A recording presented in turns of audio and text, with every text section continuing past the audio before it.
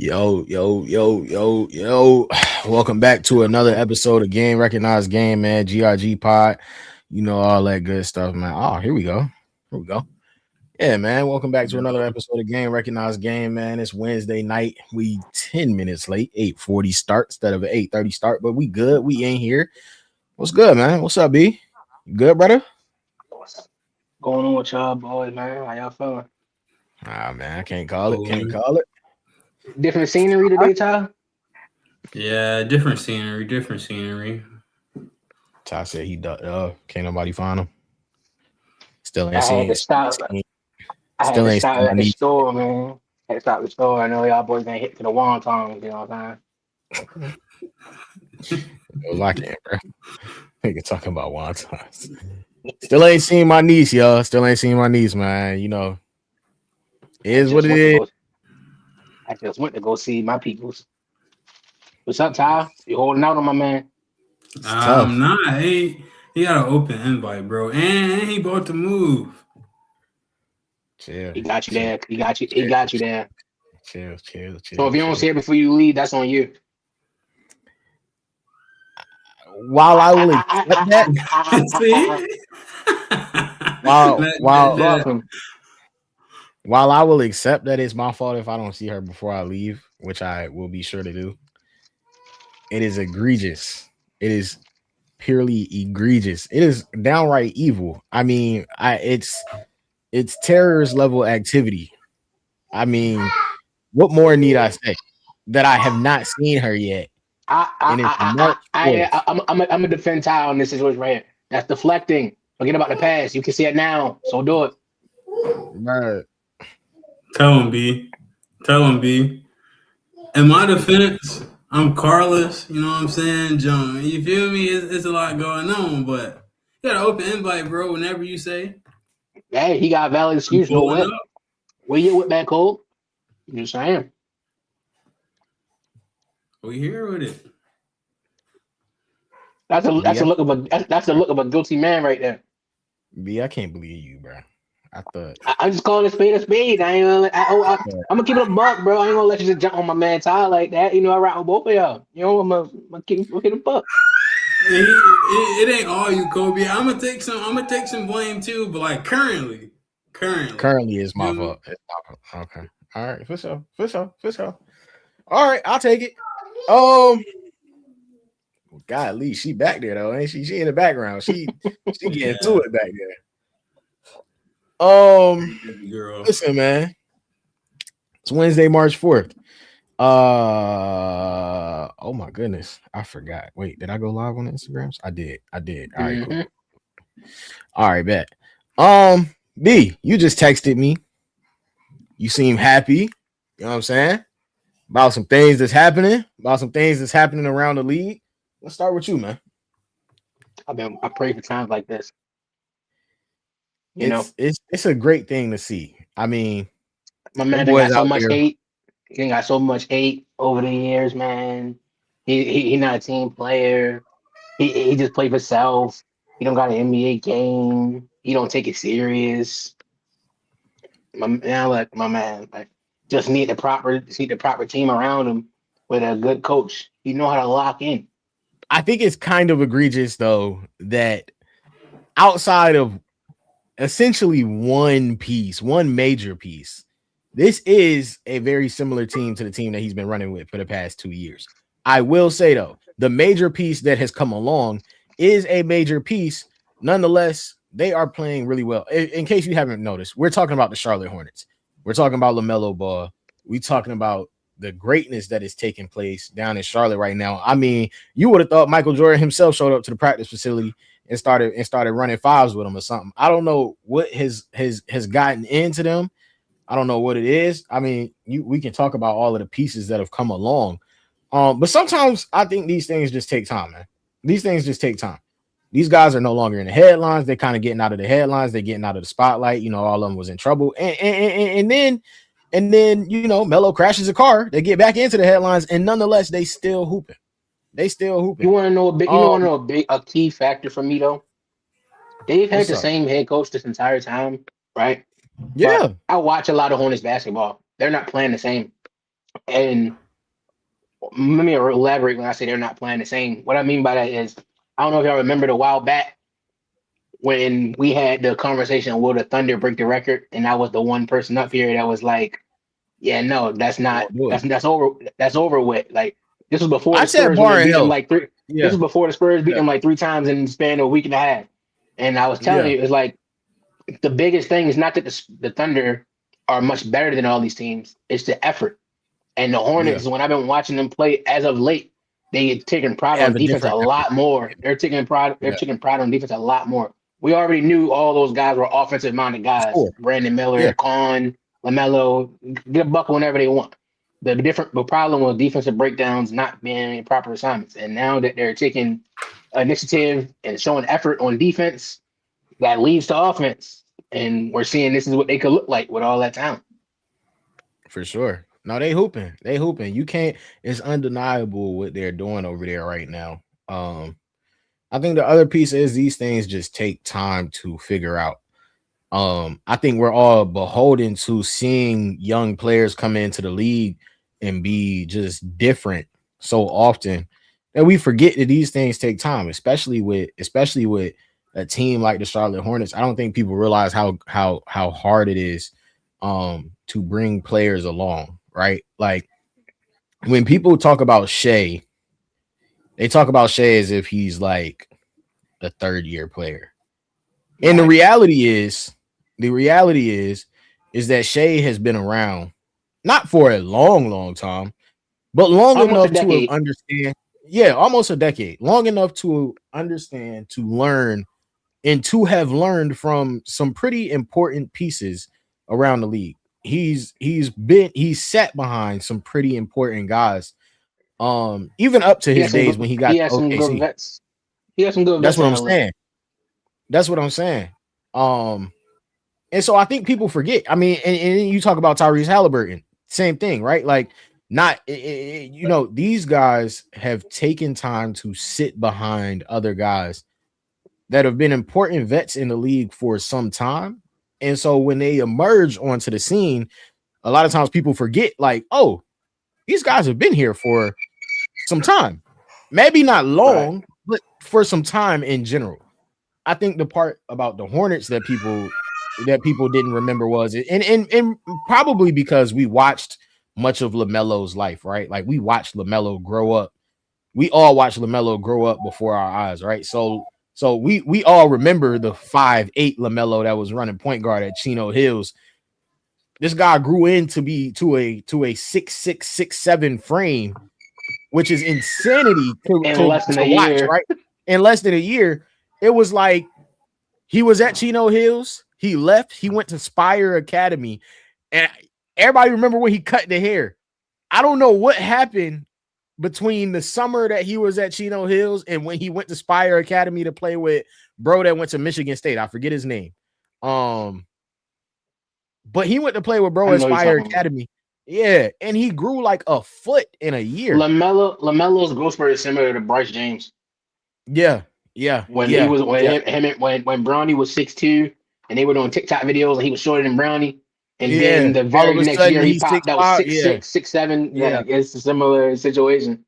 It's insane. But I think because of all of those things, because we watched LaMelo grow up, literally, I'm talking from from from ball is life to ball in the family to to Lithuania to Germany, then to the league. We all just expected that it would be the same LaMelo. People forget that he struggled his first couple games in Germany. You know what I'm saying? He struggled for a while in Lithuania. Um, it took him a second to get it all together, to put it all together. And so I don't think anything should have been different. It should have been differently expected when he got to the league. But then you got to remember, Brandon Miller went through some tough stuff. It's hard. It's hard to be Brandon Miller, right? Like we know what Miles Bridges was going through. But then they all grow up a little bit. They start to they continue to stay together. I'm just glad nobody broke up the core unit. And then you get Con Knipple, who by all accounts was going to just be a great shooter in the league and turned into a really good young player. So I think it's all coming together, but I think people just didn't give it enough time to be figured out. And obviously the LaMelo thing was just tough, just because, like I said, we all watched him. We all watched him grow up, so we all just assumed that it would be Right. LaMelo. You know, People don't want to accept why it would you? because when you used to a poverty, I'm gonna let you go, Tyler, real quick. Like it's a trend these days when you're used to a poverty team. It's like when they show a sign of being better, people just want to instantly say, "We're not worried about them. They always been bad." Yeah, And it's just like how the Pistons were when they just were playing terrible, but it was the coaching. You see how they just made that transition in less than a year. Now they're an elite team. That's always how I look at the Hornets, especially with Khan now. Like the roster can compete with anybody, but it's like, will they play with effort and will they show up on the defensive side of the ball? So it makes it like a big question. Whereas like they got every piece, and then it's like I think people are sleeping on the fact that they just went and grabbed Kobe White, who is a starter in the NBA. He's a point guard, but on this team, he will be a six man, but he's going to be a six man that gets efficient minutes. I'm gonna let Ty go. I just think last point for me, it'll be interesting to see, because I don't know how deep they go in the playoffs this year. I think it'll be tough to go deep in the playoffs this year, but a lot of times what we see happen is teams hit this weird growth spurt, and then the summer happens, and for whatever reason, when the summer happens, they come back into the next season and they're not quite what you expected them to be. I hope that they don't take a step back. I hope that they continue to grow so that, excuse me, by the time we see them next season, they hit the ground running earlier.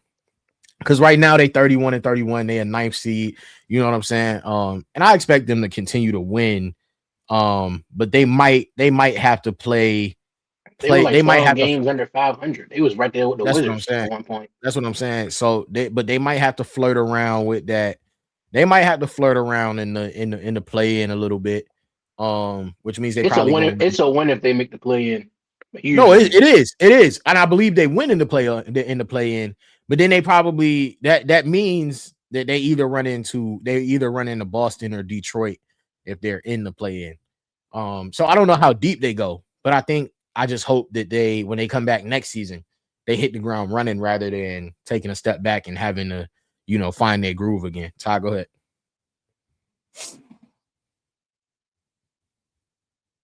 Yeah, you muted, Twin, or we can't hear you either way. Yeah. We heard that. Yeah. All right, but now we hear me too. No, but what I was saying was that the Hornets been a nice surprise. Like, they struggled to begin the year, but recently they've been playing really good basketball. And obviously the young players, I kind of think they locked in, right? They understood what they were trying to do. And I think they got a good coach over there. And it's about them just continuing to grow as a team. Knipple fast-tracked the team's development. I don't think, like you say, nobody really expected him to be like this. Like, we knew he could shoot the ball, but he's been coming an offensive threat and somebody the Hornets can rely on. So now the sky, quote unquote, is the limit for him. Like, I don't think there's been this much hope in Charlotte in a long time since Kemba, really. And like, Kemba was like, I don't want to call it fool's hope, but like, Kemba was great, but like the team wasn't going to do anything. So, I mean, we're going to see. I think they'll finish the year strong. Obviously, they'll give some good serious to whoever they end up playing. Like, if they get out the play-in, make the playoffs, I think whoever they end up playing, it's not going to be like a walkover. The team will give some run, whether they win or lose. But it's nice to see that Charlotte's kind of making that turn, because other teams still ain't kind of made it. You feel me? Yeah, for sure. In other NBA news, I need you to talk about your Celtics, man. I need you to talk about your Celtics. How good can they be? And is he coming back? Is he coming back on Friday? I've seen a few reports. Yeah, I've seen a few reports that he's coming back Friday. That seems a little bit crazy. But when he comes back, how good can y'all be? And what do you expect of him when he comes back? Definitely. First, I wanna give Jaylen Brown his props though. Like he's been carrying this team. It's been a team effort. Like even younger players have been stepping up, but like I don't think nobody. I had no expectations for the Celtics coming in this year, right? Like whether they were good or bad, it wasn't gonna affect me in any way because I believe that they're not gonna win any championships without Tatum. But for them to be 40-20, although they didn't like technically make 40-20, them being 40-20 in general says a lot without your best player or arguably your best player, depending on the people you talk to. Cause that's been a real hot thing right now about who team it is and who's the best player and all that kind of stuff. But for that, so shout out to JB and all them boys. But when Tatum comes back, because he's coming back, Friday steep, I'm gonna give him more like middle to the end of the month, but he's definitely coming back. And I think they already playoff contenders, right? We got a number 2 seed. We got experience from deep playoff runs. We add Tatum, and even if he's not going to be the all NBA guy we've seen before, if he's still a good to great player, they could potentially sneak into the championship. We wasn't talking about that in the offseason. Like it's still tough, but like the East is really wide open. Like I think both conferences, in a sense, could be wide open. So like Tatum come back and he looks like himself, I think they'll be fine. Like you, what's your biggest competition? The Knicks, who put you out last year, the Pistons, and the Cavs. I think they match up. Like I think you feel me. Like I think they match up pretty well with all those teams. And if Tatum is his health and he can add on to what they already been doing, ain't no telling where they can end up. So it's gonna be interesting to see. But yeah, the Celtics. Oh, Joe Mazzulla, Coach of the Year. He should win the award. I think that should be a foregone conclusion. But we'll see how that happens. You know, other coaches have doing a real good job. But I think to have your team 20 games over 500 without your best player, second in the conference, have an MVP candidate, and like we're doing this with it's no real great players. Like we got a lot of good role players, but there's no like stars outside of JB on the team. So I think that says a lot. So hold on, let me definitely a good year. Let me keep it with you right quick because I want to talk about that. So I think my biggest problem with y'all when I watch y'all is y'all are a very good team, but like you said, with a lot of good role players. If Tatum isn't all NBA Tatum, which I don't necessarily expect him to be, but at this point, I don't want to put nothing, you know what I'm saying, on him or whatever. You know, you just got to let him come and play however he does. I think my biggest question is when you look at this roster as currently constructed, you know, and you talk about playoffs, obviously, you know, the game slows down when the playoffs come. I know that y'all have a lot of good role players, but when you get to that second and third round, how well do you think that y'all hold up in comparison to when you're talking about, you know, the Knicks, the Pistons, the Cavs, you know what I'm saying? How well do you think y'all hold up when you talk about the rest of those teams when the game slows down? So you make a fair point. Without Tatum, I would tell you that like they don't really have a chance. Not a chance, they have a chance, but like I wouldn't say they would win. With Tatum, I think it changes the dynamic because you get another ball handler that can score. You get, you know what I'm saying, you get another facilitator, somebody you can run the offense through. And in the playoffs, we need his scoring ability. Like when the game slows down, we need somebody who can always get their own shot, whether it falls or not, that they can call their own number and they still can get other guys involved. So I think that's helpful. I think the biggest question will come down to the young players we talking about. Like we done played a lot of Baylor this year, Jordan Walsh, Hugo Gonzalez. Like we got Queta, Cato. We got like players like that who wasn't really playing sustainable minutes in the past, and now they're playing big parts. What do they look like in the playoffs? Like you gotta show up. It depends on what they look like. Like I don't have questions about Derek White, even though he's kind of been struggling to shoot the ball this year. I know he gonna be a defensive menace. Like he's gonna go out there and do all types of stuff. And he still can give you 25, 30 on any given night if his shot is on. Peyton Pritchard, we know what he does off the bench. Like he can be a bucket, but he can somebody that energizes. Like he done play substantial and meaningful playoff minutes. So with some guys, we got some experience with it, and we got some young guys who we're gonna need to rely on in the playoffs. But I think it's helpful if Tatum come back because some of that like scoring ability or scoring needs we would need from them, it kind of simmers down just a tad. They're still gonna have to score the ball, obviously, but it's not so much, man, you got to make this shot as opposed to like, now we got Tatum. It's like, yeah, we need you to make this shot, but we still got somebody that can kind of take the load off of guys if he looks like himself. But it's hard right now. I'm not picking us to come out the East, but I think if Tatum comes back and he looks close to himself, they have a pretty good chance. But I think I was saying the Knicks should get there, but like it's an interesting dynamic with them too. B, what you got? You talking about Celtics? Yeah. Man, good team. Like it's still getting the job done without Tatum and everything, but they still got a good defense, whatever the case may be. I just feel as though it's not enough to the Celtics. It's just more so that I think that from their championship team last year, from their championship team 2 years ago, they haven't gotten better and other teams have. And so it's more so like they're still going to be a top contending team and whatnot. I just feel like they don't have enough to get over the hump. When you got the team, the Thunder, the Spurs, the Pistons, and whatnot that have been continuing to elevate year by year. And if anything, from when they won the championship, I think that this roster is worse than the team when they won the championship. So, for sure. I don't think there's a question that they're not as good as that team that won the chip.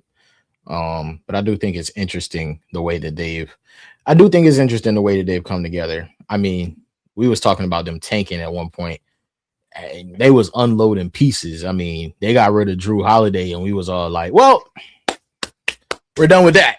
Let's move on. And I always say Drew Holiday is more important than people realize in the league. Oh, for sure. I think that's why we was all like, I think that's all why we was when they unloaded the piece, we was like, oh, they clearly you got people that think that Derek White's better than Drew Holiday. Yeah, I don't know about that. I do know that people believe that, but I think it's a lot of Celtics fans whose hearts are in it. I don't know. Do you think there's a lot of people that believe that in the world that aren't Celtics fans? I had a lot of people saying it when they were both on the same team. When it was clear as day, just because Derek White hit a few shots or some bailout shots at the end. Anybody that watched basketball, know basketball, it was clear as day who had the more important role, who was the better player. Yeah, for sure. Ty, last question. Neemias Queta. How does he hold up against the rest of the bigs in the East come playoff time? I'm talking to the Durans, the Cats, the rest of those guys. How does he hold up?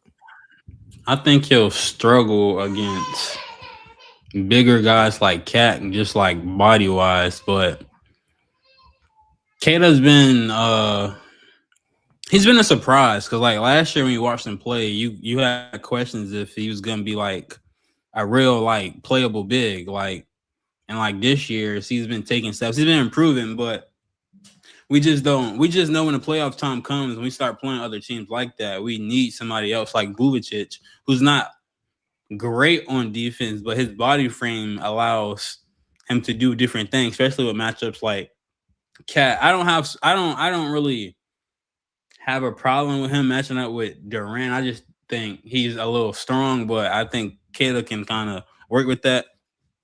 But if he's been doing, you know what I'm saying? Roll, lobs, you feel me? Getting his rebound. That's what you really need to do. As long as you keep doing that, he'll be fine. I think, like I say, it really comes down to if we can consistently score when the playoffs come. I think that's the biggest question. I'm not too worried about them whether or not they can stop people. I think that's their identity now. Missoula has installed that in them. So like I don't think there's no question that they're gonna play defense. But can we put up the points we need to when the playoff time comes. Like when you're saying, like the game gets slower. I think that's where my bigger question lies, because there's only really 4 players, including Tatum if he's healthy, that can create their own shot, and I really did feel like get other players involved. So after that, and like if they not on, what we gonna do? So it's gonna be interesting. Okay. Let's switch over right quick.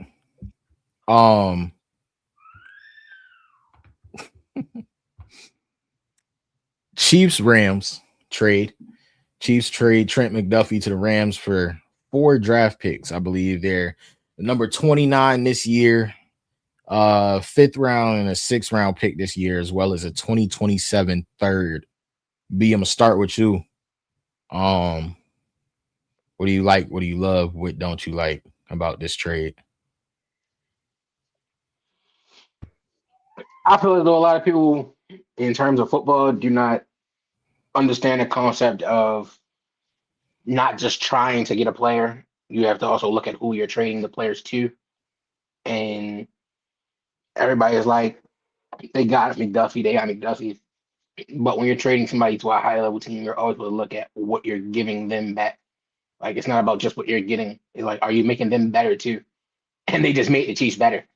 I think people would understand that Patrick Mahomes tore his ACL and LCL, and he said he wants to be back. He'll be lucky to be back if he decides to come back in December at best. So he's gonna miss the whole season pretty much. They have 2 first round picks this year, one in the top 10, the other one is the 29th pick. They got in the next draft next year, that's also a top draft like this one, a 2nd round pick from them. So they're about, and we know the Chiefs have a history of drafting some pretty good players.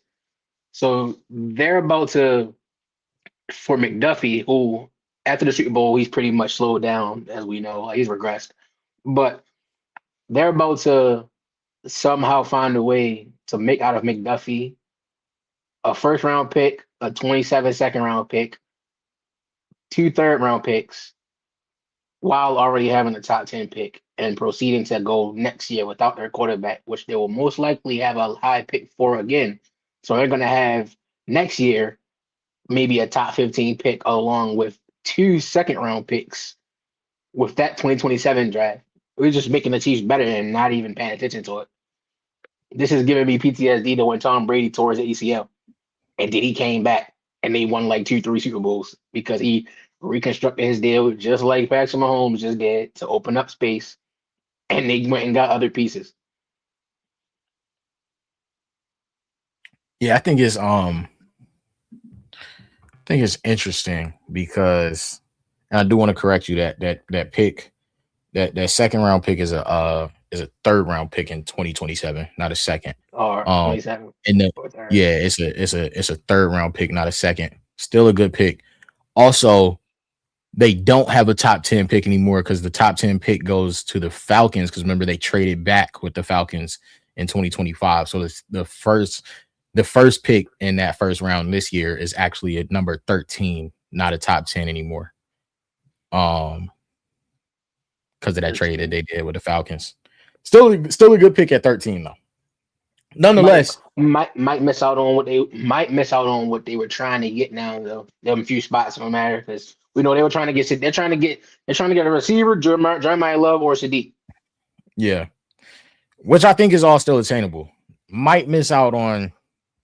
Well, what do you think they miss out on at 13? They're missing out on. They're not gonna. I don't think Cornell's still gonna be up. I think you'll be lucky if Jeremiah is still up. The only one that might still be up is Sadiq. With positional value, I don't know.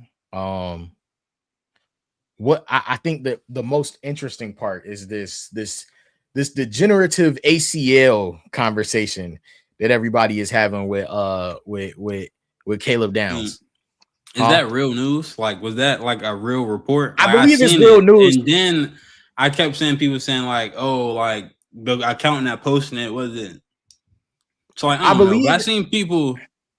Yeah, I believe it's real news. What I think is happening is nobody knows what it actually means. And so I think nobody's just really talking about it. I think that's where the problem lies. It's interesting though. Because do we have a Will Johnson situation where this guy just starts dropping? I don't think so. I don't think so. I think if he falls to 12, I think the Cowboys take him. I think if he falls anywhere, I think if he falls anywhere in the teens, somebody in there is going to take him. I don't think I still think it's a high, like I still say it's 95% that he's drafted within the top 8, top 7. I just don't see how you let a generational prospect like that walk. But then you have the Sonny Styles sweepstakes, which have just increasingly grown after he solidified being a top 10 pick at worst. Yeah. After the freakish performance he put on. By the way, his brother put on a freakish performance as well. It's just whatever's going on in that family is diabolical. But yeah, the Trent Duffy thing is great. I think the Trent McDuffie thing is great. Rams get him. And now you have one less thing to worry about with that defense, which was abysmal in the secondary, but one less thing to worry about for them, I guess. What else? Ooh, just happened like an hour or two ago. Patriots released Stephon Diggs. B, I'm gonna start with you again because think you want to talk about this. Where does Stephon Diggs go now? And what is his market value like? Who is Stephon Diggs in 2027? Well, I guess it'll be the 2026-2027 season, but who is Stephon Diggs in the 2026-2027 season? A receiver that's officially entering veteran receiver status, that's on the back end of his career. In terms of you already did everything you could. Stephon Diggs, I think, at peak was one of the best receivers in the league. Still could be. We see it all the time, but it's a mixture of a lot of off field tends to ruin you a lot. Like I think we forget that Le'Veon Bell career didn't end because of play. He was the best running back in the league when he decided to hold out on the Steelers, and it just went downhill from there. Anybody that argues to you that Le'Veon Bell wasn't the best running back in the league or top 2 at that time is just delusional. Yeah, I think everybody would agree. What I think people would disagree with, though, is that when he came back, and I think he had that stint with a couple teams, and then I think the last time we seen him was the Jets stint that he had.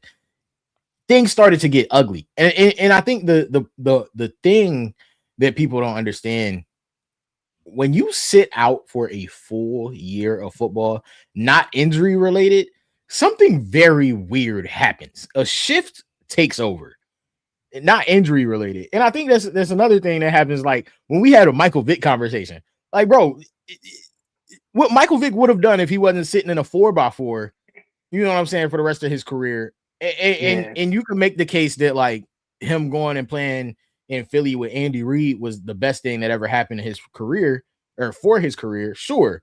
But you can make the argument that if that didn't happen, if he's not sitting in a 4x4 and he's playing for another year and then he gets Andy Reid, then it looks totally different. His career is probably a little bit longer. Trust me, I 100% understand because one of my favorite players had to deal with that. Deshaun Watson was top 5 in MVP, had a year he had to sit and came back.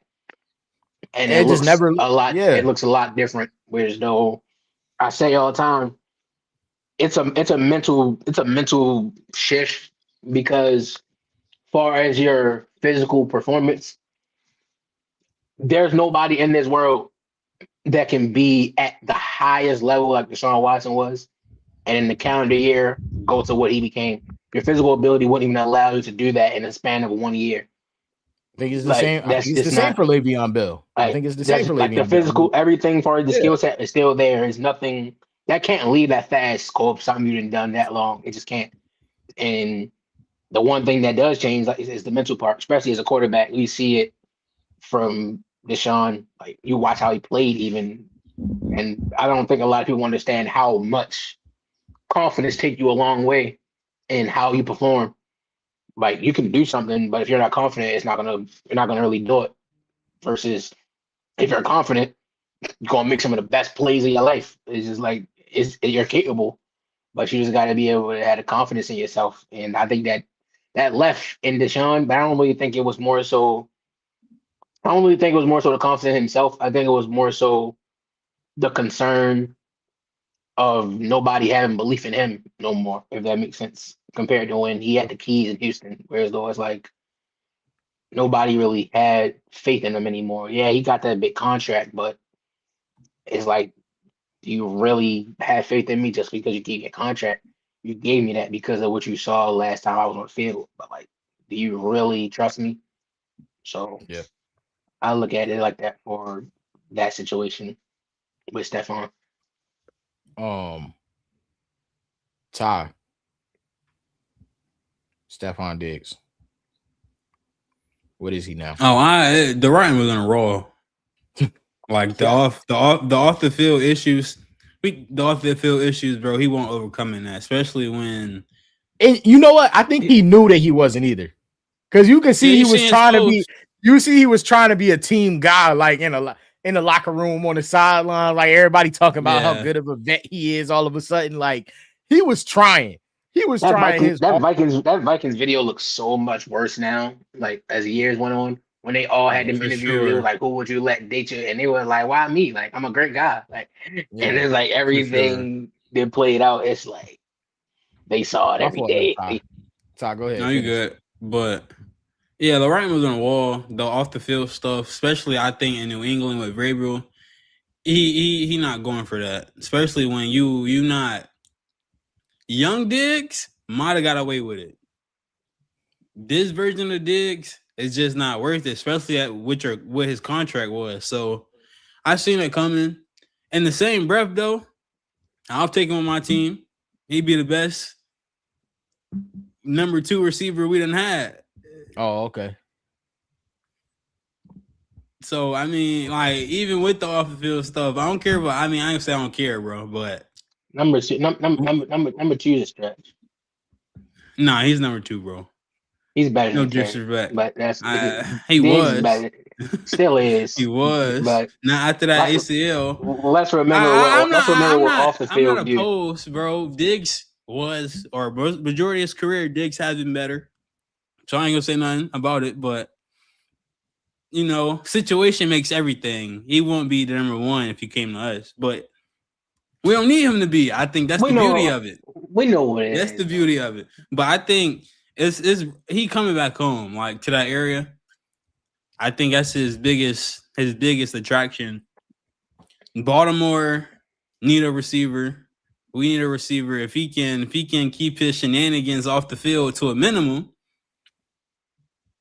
he might be straight. But I ain't mad at it. Like the Patriots, I seen that coming. But a team who wants his services, they'll still get a pretty good receiver. So if he is innocent and all his stuff and all, he be good and all that on that front. I don't see him getting signed until like closer to the season though, just because like all the stuff, his age, contract. But hey, Cole, y'all do know I'm a Baltimore guy, right? So I don't. With me being from Baltimore, we do know what the Ravens normally do, right? They love going to get them vet receivers on them vet minimums. Yeah, I don't. Dez Bryant, D Hop, Odell Beckham. They love going to get these guys who are once elite guys that's on these end of their career on these vet minimums, and they don't use them. I'm not a big fan. Hey, for that exact reason, I'm not a big fan. I would rather him go to Washington. Not rather, because I don't want my team to have to see him. I don't want my team to have to see him. But for his sake, I would rather him go to Washington. I think that would be a very interesting receiver core with him, Terry, and Debo out there. I think y'all signed Debo to 2 years, right? No, they said he a free agent. They voided the second year of his contract. Yeah. They voided the second year of his contract. It was an option. It was basically a one. I was about to say, I know y'all signed him to 2. So that speaks volume in itself right there, Cole. Because who would you be more afraid of on the field at the same time? Terry McLaurin or Stephon Diggs? Huh? Who would you be if they were on the same team? Who would you be scared of more? Is Terry McLaurin or Stephon Diggs? Stephon Diggs or Terry McLaurin. I'm sorry, It's Terry McLaurin. crazy. That's I, crazy. listen. I just got to be honest about the situation, though. Like we just talked about, off field plays a big part. However you want to say it, plays whatever it is, plays a very, very big part in who people are when they step onto the field in between the white lines for 16 weeks out of the season, 17 weeks, whatever. I do not believe at this point that I don't think at this point, I don't believe at this point that Stephon Diggs is a scarier option than Terry McLaurin. Um, One of the big things too, when you like how you said Ty, like right now, like multiple games we seen from Stephon Diggs this year. That one game, well, both games actually, but that game specifically, I will never see Terry McLaurin perform how Stephon Diggs did versus Buffalo that day. Everybody in the building, everybody on the TV screen knew what was coming. And guess what? Eight was still getting that rock. It was nothing nobody could do. I think he had 12 for 150 that day. It was just like 7-11. I ain't getting that type of scare from Terry. I ain't worried about Terry getting open everywhere on the field, no matter what. No. I think that's interesting to say. Um, I think that's interesting to say for the simple fact that we didn't see JD and Terry together much this season at all. And when we did see JD and Terry together, um, in 2024 or what is it? Yeah, 2024, 2025. He Let did me see have what some pretty Terry. good Let me games. see. Let me see what Terry's best game was 2 seasons ago. He did have some pretty good games. Because this is what I be talking about when I say that it'd be one different thing. Because Terry McLaurin numbers last year was exactly what Stephon numbers was as far as catches and yards, and Terry had more touchdowns. That's what made him an All Pro. And every year before, 2 years ago, when he had all them touchdowns, he was never putting up touchdowns, and everybody still was trying But to that's put him in that but same we conversation. said but me and Ty both just admitted that Stephon Diggs has always been better than Terry McLaurin. We're just saying right now, at this very moment, present day, Wednesday, March 4th, 2026, I believe that Terry McLaurin is still a scarier option right now than Stephon Diggs is. So, And I question: understand. How many games? So, question: How many games did we have to see Huh? from Terry this year? How many games did we need to see? He played 10 games. He averaged 3.5 catches a game. See, the Bro, numbers are skewed because he got hurt at multiple How many times in games the game and how this many year. games? How many games did Jaden Daniels play? JD played what, 6 games, 7 games? 7, yeah, I about to say 6, 7. 6, 7. Sorry. Nah, crazy reference. Funny and on purpose. Sorry, I'm a teacher, bro. So I hear it. 20. So that year he was an All Pro. His best game on paper. His best game on paper was against Cleveland and Pittsburgh. Oh no, Dallas and Pittsburgh. Where in both games he had 5 catches on 6 targets for 100 yards, and he had a touchdown for one of those games. And you said Stephon had what, 10 on 12 for 150? No, And Terry Stephon. has No, Stephon had. I think he got like 16 targets that game alone. How many catches did he have? no, it was 12. It was 10 on 12 for 150 for 146, I believe it was.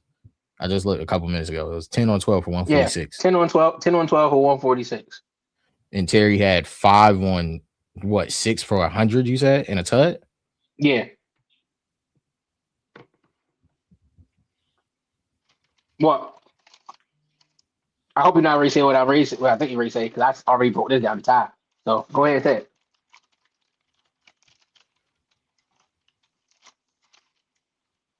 it. I'm not seeing much I'm not seeing much difference. You don't Because think I he could have already, made because I already you told don't think Ty. he could have made a It's a you don't you're think not good. You're not good enough to get 12. You're not good enough to get 12 targets a game. That's what X It's receivers not get. You're not true, good enough to get bro. 12 targets a game. He's never gotten that. He's been in the league for almost 10 years. He's never gotten that. He He's never had finna over get it this 140 year. targets. He's never He got gonna that get many it this targets. year. Hey, I ain't gonna lie. We don't have so Stephon had games of 12, 11, and 10 this season. Like I just think what you're saying right now is like not what you're saying right now is it's not the gap that you're trying to make it out to be. I think for me, it definitely is because because one of the biggest things also like people want to say, Ty, you specifically were the guy that just tried to say that this Patriots receiving core is right there with the Packers, and you sit up here every week and say Terry McLaurin got no help. We see what Malik Neighbors his rookie season. Did he have help? This is a genuine question. Did Malik Neighbors have help his rookie season? I mean, in a way. Before Malik Neighbors got hurt, was he not first in targets, catches, and yards? Yeah, we know Neighbors nice. Because he didn't have the support of teams like the Patriots and the Packers and whatnot. I mean, so you're telling me receiving core nice, but Wan'Dale Robinson's been a consistent target for them. So you're telling me a guy who was your receiver to when y'all made the playoffs last year, 2 years ago? Damari Brown, Noah Brown. My bad, Noah Brown. He was actually kind of healthy that year, so Noah Brown. So you're telling me that y'all team is so bad to the point where y'all can't find a way to get a guy who is second receiver is that guy, and who was his receiver to this year? Debo, I guess you could say. He looked like more of a running back now than a receiver. So you telling me you got these guys, and he still was Terry even top? Was Terry? I'm gonna look at last year because he didn't play this entire year. Last season, where did Terry finish in the league in targets? Was he top 25? It's a good question. I don't know. So I say that to say you got like you're lacking all this help. You're supposed to be this receiver one guy, and you got a quarterback. Quarterback definitely ain't the problem, as you will say. Like everybody and got then, in this. And then I don't like the way that you did some real peace stuff right here. You did some real peace stuff right here. You said 100 and it was 5 for 8 for 125 against Chicago. 5 catches for 125, and you said it's nowhere near Terry Stephon Diggs having 10 for 146. No, it's not. 5 for 125 is nowhere near Terry having or Stephon having 10 for 146. 5 for 125 is not 10 for 146.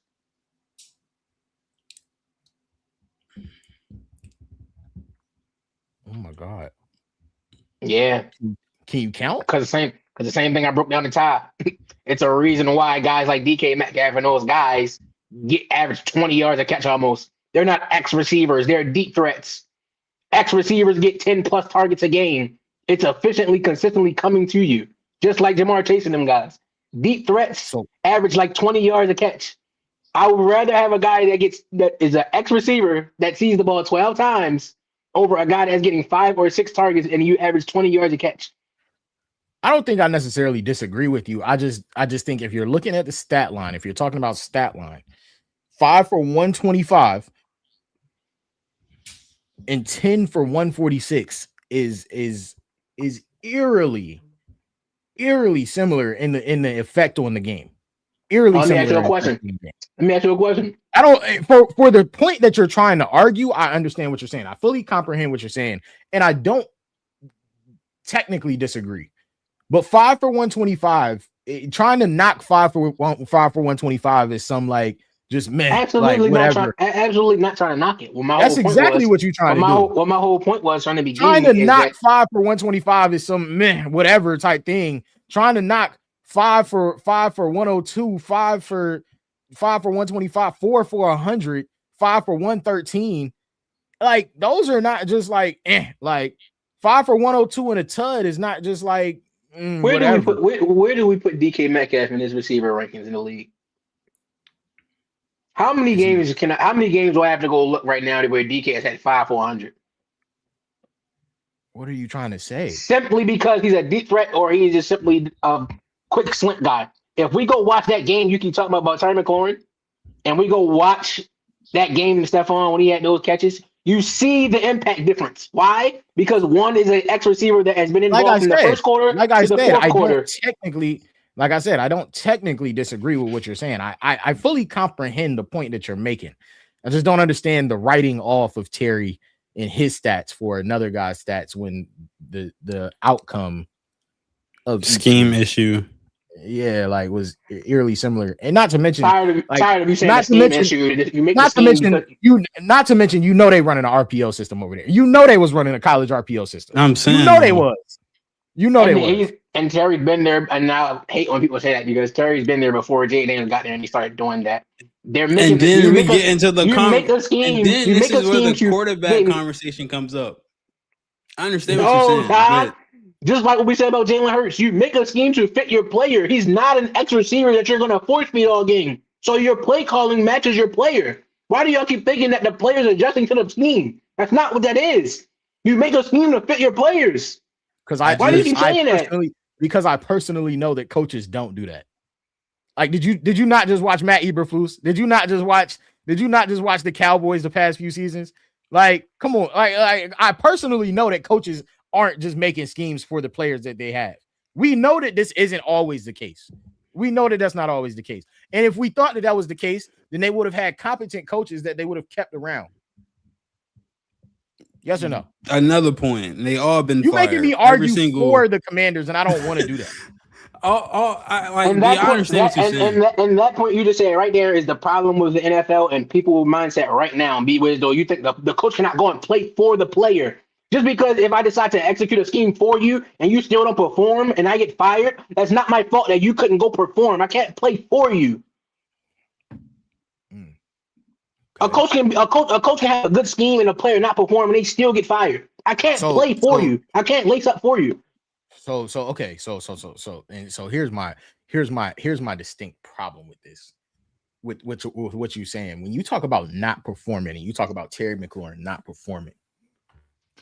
Terry McLaurin doesn't have a high drop rate. Terry McLaurin doesn't have the things that you talk about when you talk about a receiver not performing.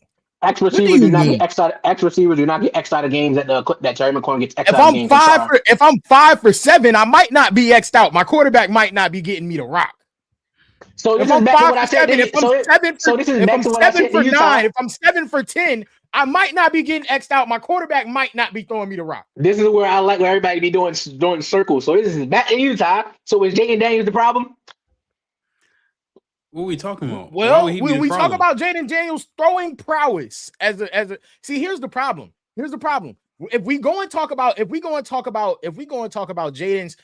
Daniels throwing prowess as a rookie quarterback, yes, he made big time throws. Yes, he made a lot of good throws. But if you want to tell me that he was some out of this world, and this is the problem with people that are stat watchers, and you know this.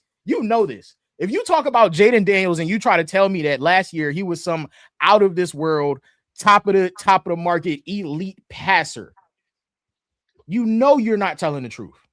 You're not. I agree. I wasn't one of those guys. I think Caleb was better last year, and it was a recency thing because the team was better.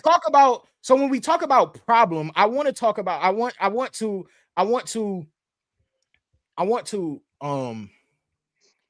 distinguish what problem actually means. Problem doesn't mean because here's the problem. The problem with the podcast space is there are key words, right? So you will say, are we going to sit here and say that Jaden Daniels was the problem?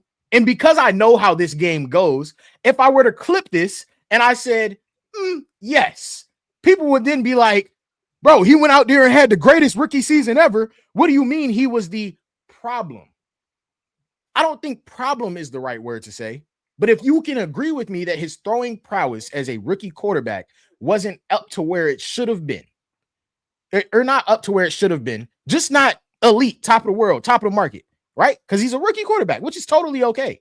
And we know that they were running an RPO system. Is it not fair to say that this thing may grow as time goes on?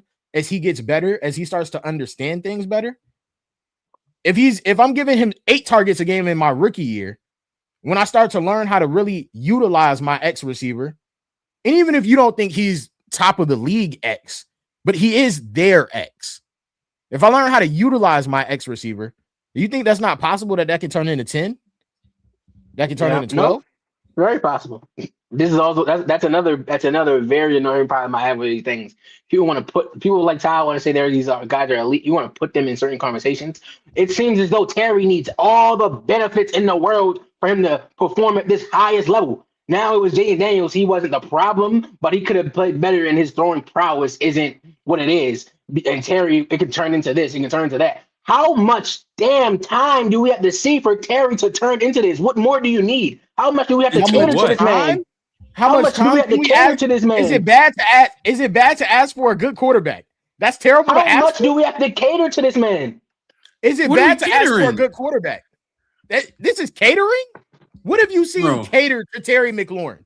What have you seen cater to Terry McLaurin since 2019? This quarterback problem gets fixed, and everybody and people are still trying to say it could have been a little bit better, whereas though his numbers would have been a lot higher when the man's been in the league for almost 10 years and the numbers have not gotten better. What do y'all keep expecting from Terry? What are y'all seeing? It's just like you say to me, what are y'all seeing from Terry so much that I can't see? Somebody please give me the blueprint as to what y'all are seeing that I'm not.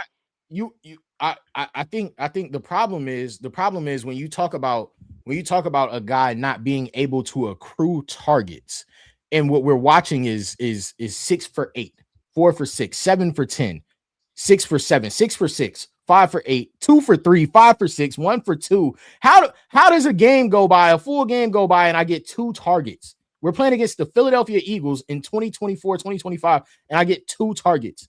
How does a game go by and I get 2 targets? I'm Terry McLaurin. How does a game go by? We play the New York Giants. We win the game 27-22, but I get 3 targets. Go watch tape. And you want to tell me that this be open? You want to tell me that this is making. You want to tell me that this is only purely because he's just boxed. He's in a jail cell the whole game. And that's just not, that just can't be the truth. You mean to tell me that on every single play, Terry McLaurin's in a box? Every single play. Even if you want to tell me that he's a deep threat and he's not this great route guy, okay, cool. But if I have the ability to take a slant 80 yards, if I have the ability to catch a fade 10, 15 yards up the field, 20 yards up the field, I can't get 8 of those. Why should there ever be a game when I'm Terry McLaurin that I have 3 targets?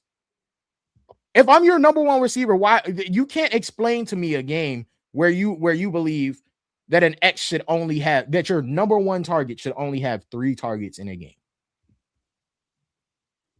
You can't give me a good reason for that. You can't. For a team to then go and pay him, and especially if the team then goes and pays him $30 million. See, if he was just as bad as you said he was, he would have never even gotten a contract from this same franchise that you says caters to him.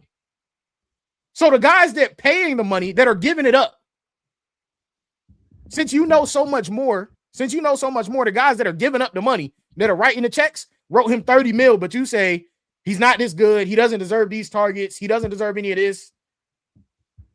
For the most part, the problem is that I agree with you until your arguments become like, what are we talking about, dog? There's a reason that he only has 3 targets.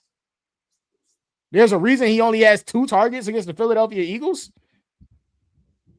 Like, come on, bro. Come on. Can I read you something real quick, Cole? Sure.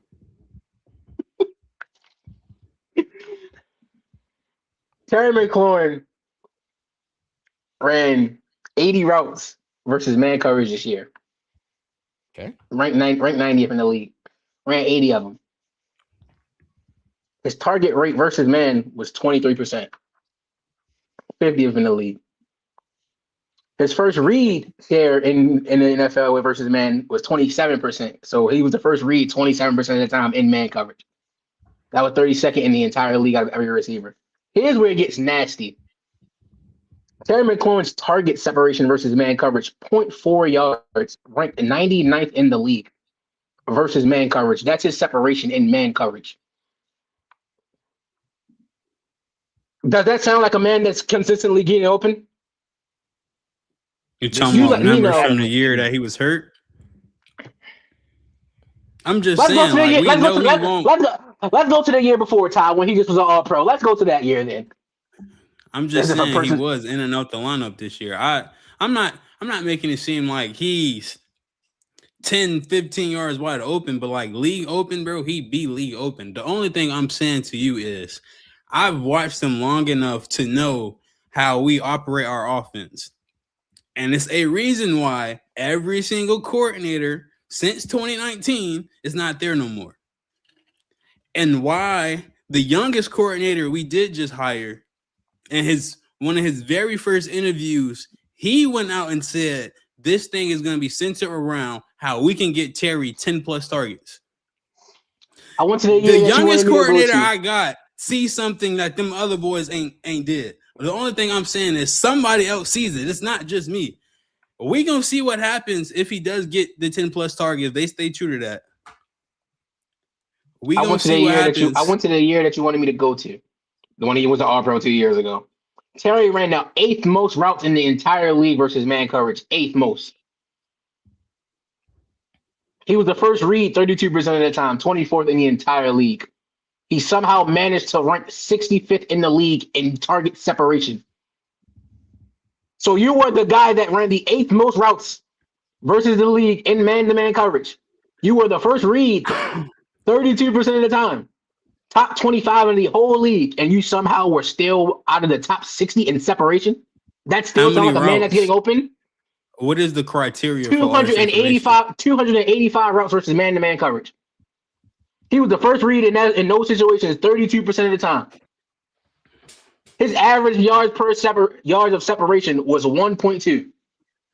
What's Pakua Nakua's numbers on that? Let's check. Just curious. Let's check for this season, right? Yeah, or last year. It don't matter. I'm just curious to see what the numbers We'll are. go for this year. We'll go for this year because Puka played. Hey, He played a full healthy hey, season. hey. Let me ask you a question. How good is CD Lamb? I think C. Lamb's a very good receiver. He just have a drop problem. Where would you rank him in receivers? Top 10. How would you feel if I told you that CD Lamb's separation percentage is ranking him second to last in the NFL? And we know, That's bad. and what we talk about, and we talk about when we talk about CD Lamb is that he's a route demon. When we talk about what everybody else's prowess and what they do, what their best thing to do is, what do we always talk about with CD Lamb? We say he's a route demon. That's a guy who runs routes. Second to last in separation. What Ty was just quick to say? We're gonna talk about a year where a guy was hurt. He didn't have no leg injuries. He had a concussion. He was hurt. He had a concussion. He had a 4-game concussion. Don't do that. Don't do that. Don't do that. Don't do that. Don't do that. B, don't do that when I shoot down your argument now. Don't do that when I shoot down your argument now. Let me see. Oh, you're a cat. Let's see. So this season, CD Lamb, 28th in the whole league in route running versus man coverage, 150 routes. Target rate versus man coverage, 34%, ranked 6th in the entire league. He was the first read, 19th in the entire league, 31.6%. His target to separation rate versus man coverage was 35th in the entire league this season. Those are all elite numbers to me in man-to-man coverage. I'm looking at second to last. I'll send it to you right now. I'm looking at second to last. That sound pretty elite to me right there. I'm looking at second to last. I'll send it to you right now. Production premium, he was ranked number 26. His target separation, he was ranked number 34. This is good stuff right here. Read me the receivers that are around Terry then. That are around Terry? Mm-hmm.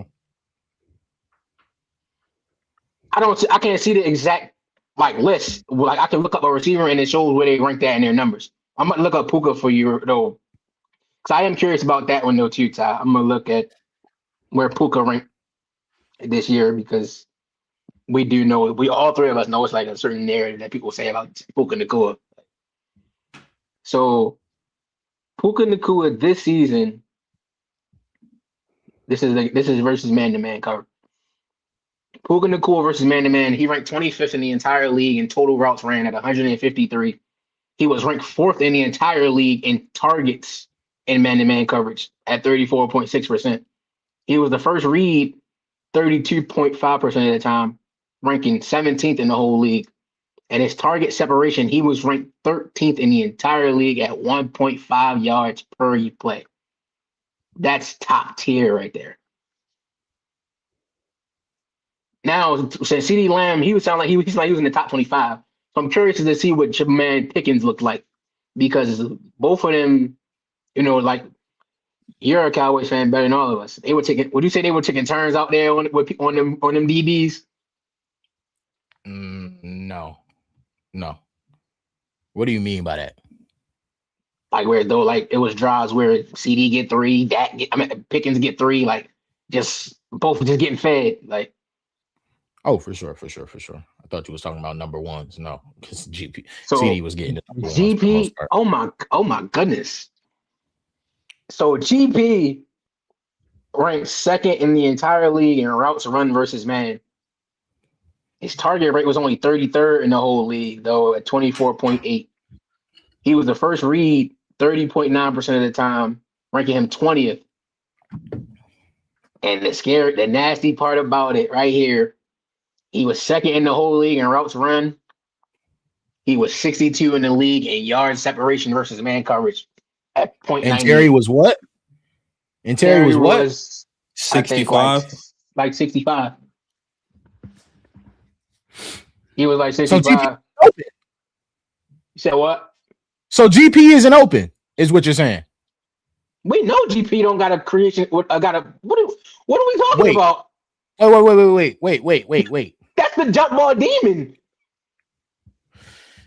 But I think the point gets back to the original point that we were making. He's league open.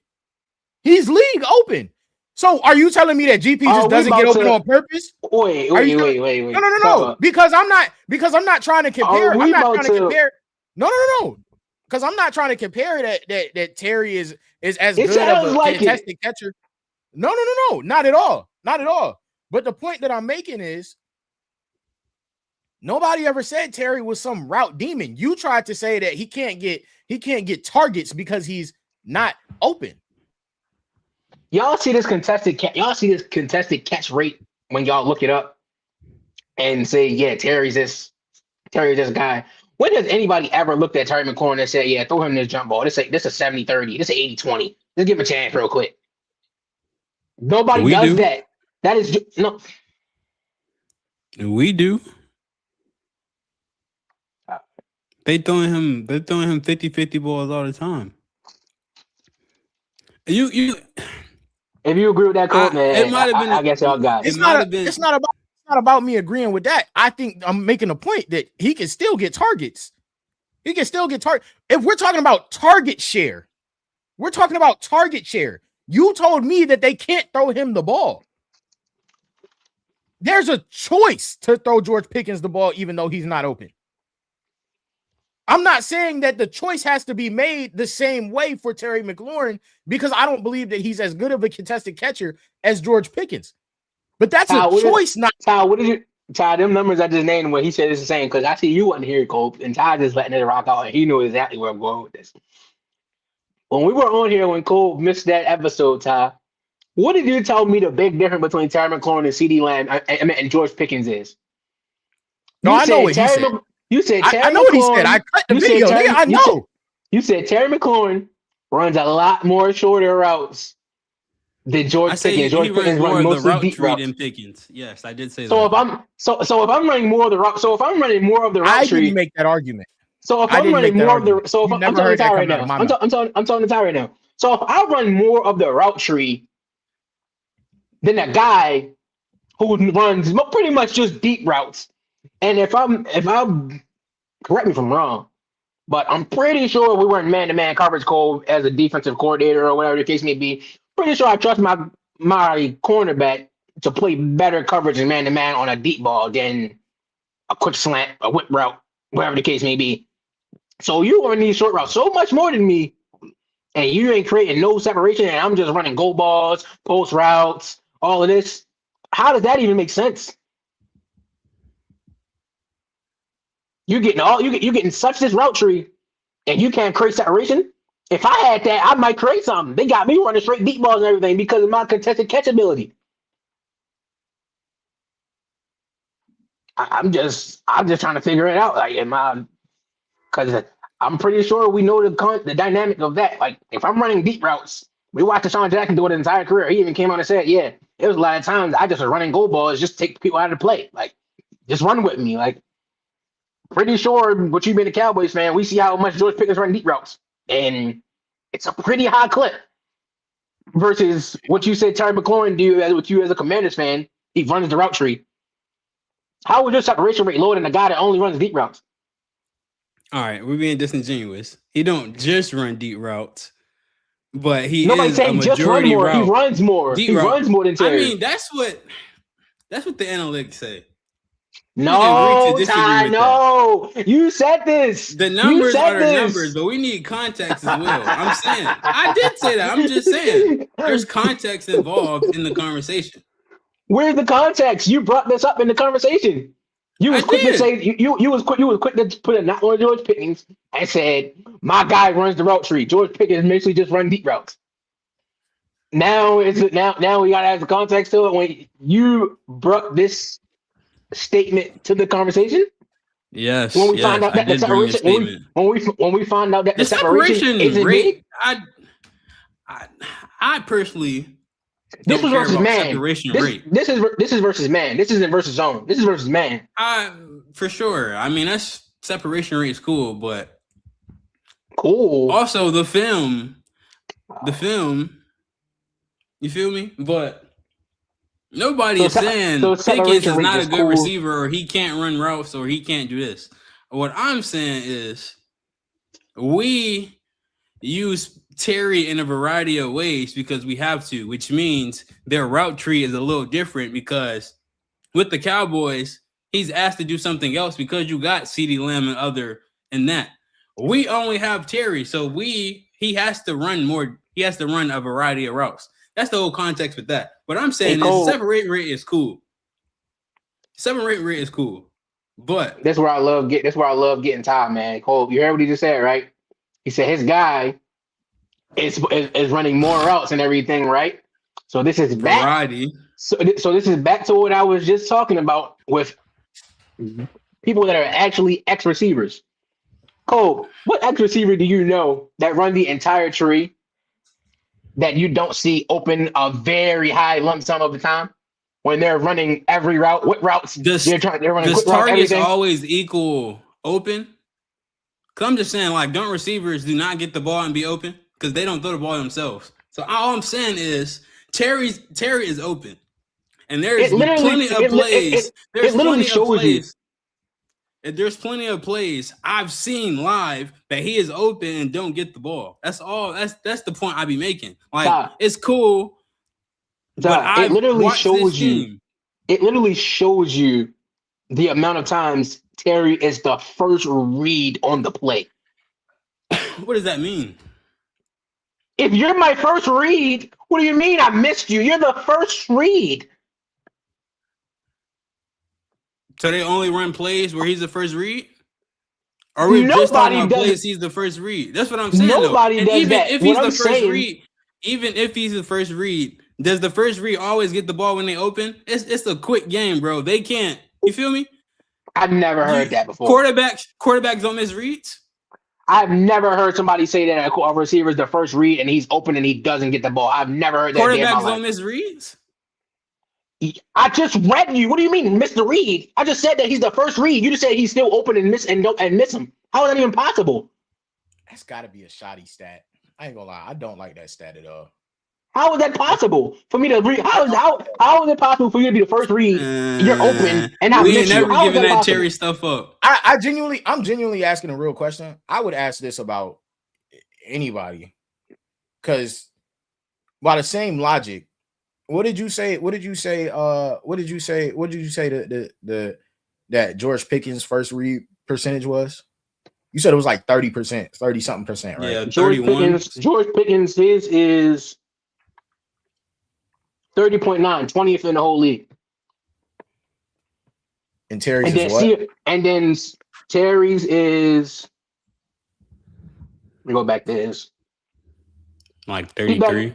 Keep the number though of what I just said for 30.9. Pickens is 30.9.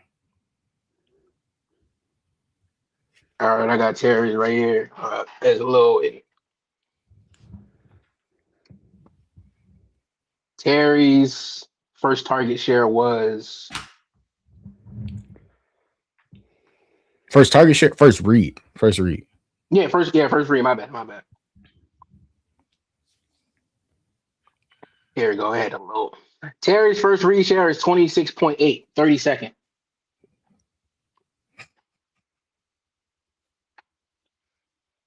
So he's the first read. So he's the first read less. I have a wait. I have a genuine problem with that. Don't tell me.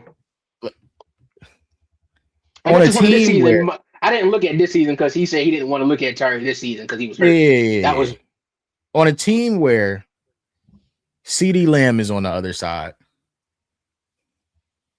George Pickens had a 30.9 first read percent. Let me look at what GP. Excuse me, what CD's was. No. I don't need you to do that. I genuinely wanted to know because GP would be the 2 on the Cowboys. On a team where CD is on the other side, and on a team where Terry is the only wide receiver over there. Because I didn't name you this year. He wanted me to name his last year. Because this year Terry was 98. No. Last year was Noah Brown. No. That's okay. Last year was Noah Brown as their 2. On a team where CeeDee Lamb is on the other side. George Pickens was a 30.9 first read percentage. We can't really do that though because you have a quarterback that throws the ball. No. Your quarterback throws the ball 40 times a game. No. But no, B, this is part of the problem. This is you running in circles. And remember, for the most part of this argument, I'm on your side. You just told me we can't do this because I have a quarterback who throws the ball 40 times a game. You tried to knock me down when I said you tried to knock me down a little bit when I said JD was a little bit a part of the problem. And you tried to wait, let me finish. Let me land. And you try to knock Ty down when we talk about the scheme and them running this RPO college scheme. On a team where CeeDee Lamb is on the other side, GP's a 30.9 first read percent. On a team where Noah Brown is on the other side, Terry McLaurin is a what, 26? 28, I think. I love. Hold up. All right. So you said that. Is that not an issue? How are you going to argue your way out of it? Is that not an issue? Wait. Noah Brown on the other scheme side. Issue. Hold on. This is why I love that. Tyler, what year was that when Taylor Heineke was like top 5 in the league in passing yards? I don't know if he ever got that high, but like I could have swore he was like somewhere in that conversation. What, Nico? Taylor Heineke top 20. When he was just throwing for when he had to throw a bunch of yards that year and he had got a contract on another team for 23. I had to double check that. Might be 22. Could be even 21. When did Ron get fired? 2 years ago. Yeah, 23. He had 3,400 in 2021. So that was his best year? Heineke's? Heineke's, yeah. How many? He started every game? Probably almost. Like 14, 13 probably. Did Terry start that whole season or he had an injury? No, he should have played that whole year. He started 15. So that was 2021. So let's look at Terry's numbers for that year, 2021, for this. Okay. We also made arguments about 13. Okay, no, because the reason I said that because like when he said I did say about the schemes and everything. So we're gonna look back at a team that actually was a pass heavy team that year. So Terry was 13th in the league in targets, right? 13th.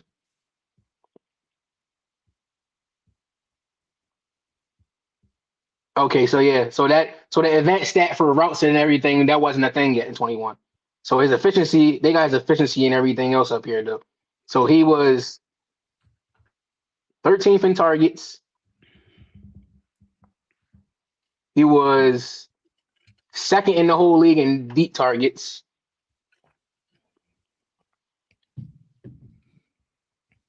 He was ranked number 25 in the league in yards at the catch. He was third in the league in air yards, like for a receiver. So you're getting a lot of deep ball, like Ty said. A lot of deep. That's what I was talking about. A lot. No, and that's what I'm saying. That's what Ty didn't. That's what Ty didn't say. Ty said he was running the route tree. He ain't running the route tree. He ain't doing no route tree now. Back then he wasn't. That's all year 2, Terry. Let's remember that's 2021. He came in the league in 2019. Let's go look at 2 years ago then when he went All Pro. Let's go see how many air yards he had then. Since he said then he wasn't doing it. Let's see what he was doing now then. It's probably I gotta keep going back and forth to show that it's gonna be the same it's thing. Probably gonna be it's with the RPO scheme, it's probably a lot of the same. With Jaden Daniels, it's probably a lot of the same in Jaden Daniels' rookie year. You know what I'm saying? It's probably why would your air yards be the same in the RPO system? Well, we know that it's an RPO heavy that's system. That's a lot of yards. I know it's a lot of. I understand what it's supposed to be, but his longs in that season was crazy though. That's what I'm saying though. So like the air yards he had a long close. 35, 58, 36, 55, 66, 61, 54. So last year, so last year, guess where Terry McLaurin ranked still in the league in air yards? He was 8th. He was still getting only area. How many total yards did Terry McLaurin have in 2024? Like 1,100 something. And you telling me 750 of them was air yards? That don't sound like a guy that's running. That don't sound like a guy that's running the tree to me. I'm sorry. We talking, but see, then there's context to that, right? Because we're talking about when he was targeted and not. Just because I'm saying, yes, bro. When we had this conversation, what did I tell you? You asked me what one of his best traits was. I said he can stretch the field. Did I not say that? You did. I did say that. And what was my response to that? My point, the numbers back that up. What was my response to that? The numbers back that up. But what I'm saying is he runs other routes. That doesn't just because if he's running other routes and he's not targeted on those routes, they're not going to show up on the stat sheet.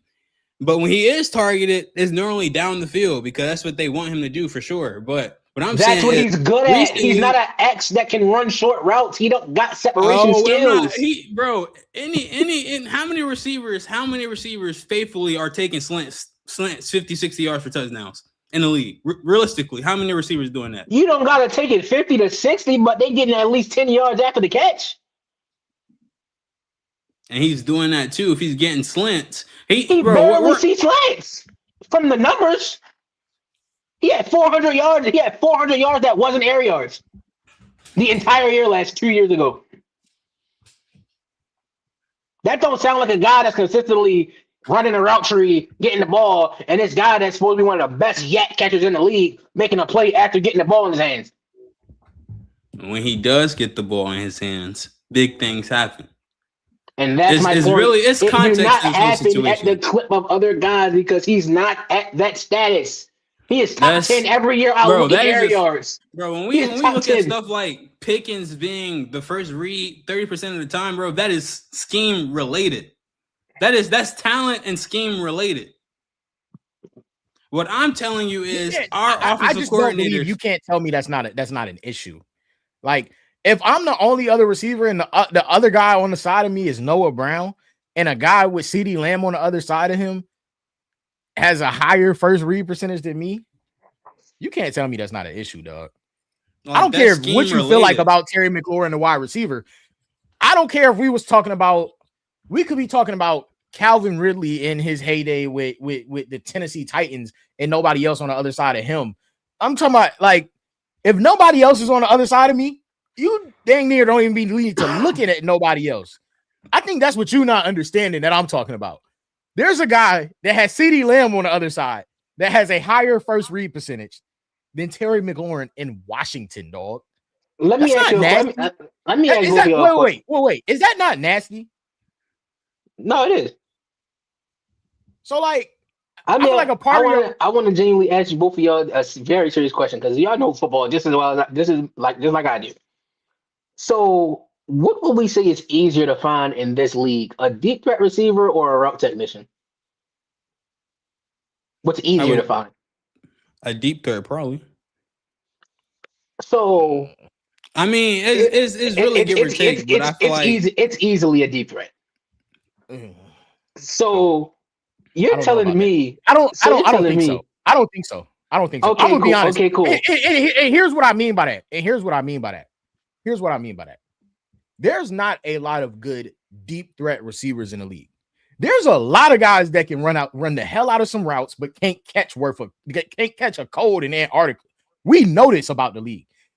One of your boys that we just had an argument about, who we just had an argument about in the chat about 2 weeks ago. That's a prime example. He can run routes. You go and watch, but he can't catch, so he don't touch the field. So that doesn't matter. Well, but that's no. But that's the point that I'm trying to make. To find a good, efficient deep route technician in the league, somebody that has the ability, first of all, to be somewhat open downfield, somebody that has the ability, first of all, for your quarterback to somewhat trust them downfield to put the ball in harm's way. Because every time you put the ball above 15 to 20 yards downfield, that's harm's way. I don't care what it is. I don't care who it is you throw into. That's harm's way. Unless you're talking about the GPs of the world or Drake Londons of the world, where it's genuinely a 70-30, 80-20. Right? Two guys that Ty think Terry better than, by the way. He's besides the point. What I'm trying to say is for the question that you just asked, to actually find somebody who's a deep route technician in this league, that is way harder to do than to find. I think it's easier to find a deep threat guy. But so the reason I brought that up. Why? I genuinely need to know why. Because how many guys are actually efficiently getting deep routes and catching them? Now, I'm not just talking about because what you can find a lot of guys that can go out there and run fast down the field. How many guys do you think are in the league that you genuinely putting the ball up 50-50 for on a regular, consistent basis? There's not what I mean when I say that is there's not a lot of those. There's a lot of guys on the field who can run routes. You got way more slot receivers than you got George Pickens in the world. Those are route technicians. My team got one. Your team got one. J team got one. It seems like Ty's team got one. All our teams got one. And I'm pretty sure that I can probably say at least 15 more teams got one of those guys. I think there's a difference. When you say got one, got a guy that is a reliable source. Christian Watson is more than serviceable. He's one of the best deep threats in the league.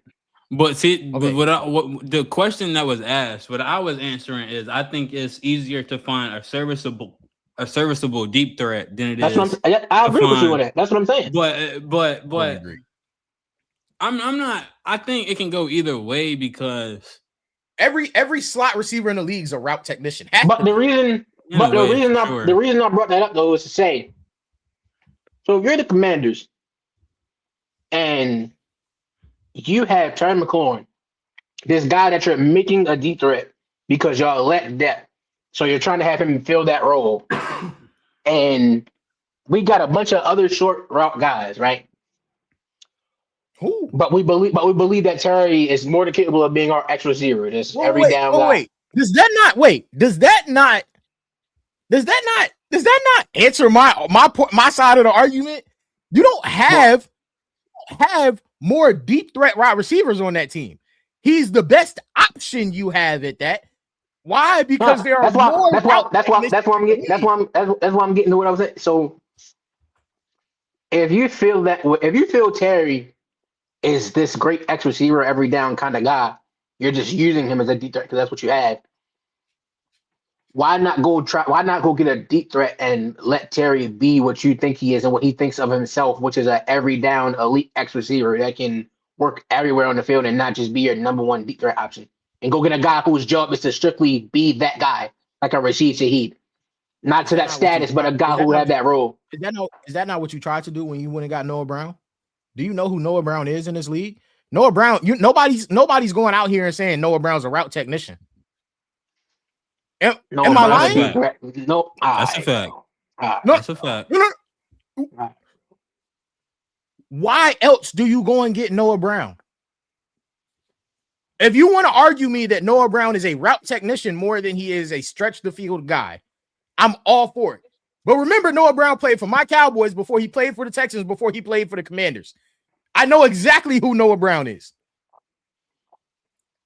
You mean to tell me that they went and got Noah Brown to be the route technician on the Commanders? I'm saying to go get, if you feel as though, like, if you feel Terry, like just like most Commanders fans like Ty, and probably what Terry thinks of himself, if y'all been loyal to him, he's been loyal to y'all this long. If it was and y'all feel as though y'all can go get somebody, not going to get anything. Just go and get somebody, then, B. Just go and get somebody. That's what every team should do. Every team should. Y'all make this as if it's like pulling teeth. We have literally watched every team almost outside of this Commanders team that Ty and all y'all have said. That is a dysfunctional organization. If y'all are they the only dysfunctional organization? No. How long did it take? Who is the best wide receivers over there in Carolina before they went and got Tet this year? Tried to go and get Xavier Legette. Didn't work. Who else? Name me some great wide receivers in Carolina. Was Adam Thielen not top 15 last year? Statistically, ish, I guess he was. But if you still telling me that no, because we're not about to bypass that. Say statistically, as if we watch a guy play every Sunday, and statistically he's that guy, but on tape he's literally busting everybody's ass, and still trying to say he's not in the conversation. You're telling me that Adam Thielen is still the same Adam Thielen of old? That Adam Thielen this past season, Adam Thielen that just retired. But this is what I'm talking about, B. I told you to name me a great wide receiver. Adam Thielen in Minnesota, great wide receiver. Adam Thielen in Carolina. If you're telling me that this is a great wide receiver that every team, every organization would just love to have, you're lying, and you know you are. You're being nasty for the sake of argument. For the sake of argument. How long did Carolina go without having a good receiver? Because they didn't have a good quarterback either for them to throw at you. So how long did they? Oh my God, B, thank you for making my point. These are poverty organizations. They're not just doing things just like you saying, just go somebody. You saying just I'm asking. Well, why didn't they just go and get? You asked, well, why didn't they just go and get a guy? Okay. This is established. Commanders got their franchise quarterback now. Now what are we gonna do? This is going into the third year. Now how long is it gonna take for us to go get a guy, as you would say? Now they have the receiver that they think is a receiver one. Now they have their franchise quarterback. So when are we gonna go get some other guys to complement them? At this point, since all the finger pointing excuses are out the way. Base. So now what is the now what is it gonna be? So now you're asking questions of me like I'm sitting in the front office, like I'm old buddy in the front office. I don't know. What you just said. I'm just saying y'all got the other answers. So I'm just saying what you just said is what the fan base has been asking. Like we've been asking why haven't they went and added more weapons? Like they wanted to do this homegrown thing, which is cool if it works. Are you acting like they didn't just go and sign Debo trying to see if he still had anything left in the tank? Like these are the signs of a poverty organization. I don't keep track of y'all very much, and I hate to be that guy about y'all fan base. If you could, I'll do some research. If you can't tell me the things, how many things have Commanders fans asked for over the last decade, and they got what they wanted, and they were blatantly wrong? Where do I start? I'm asking. How many things have your fans asked for? They delivered for you fans, and it didn't work. What have they delivered? Asked and delivered? I just said I'm What if they asking. delivered, B?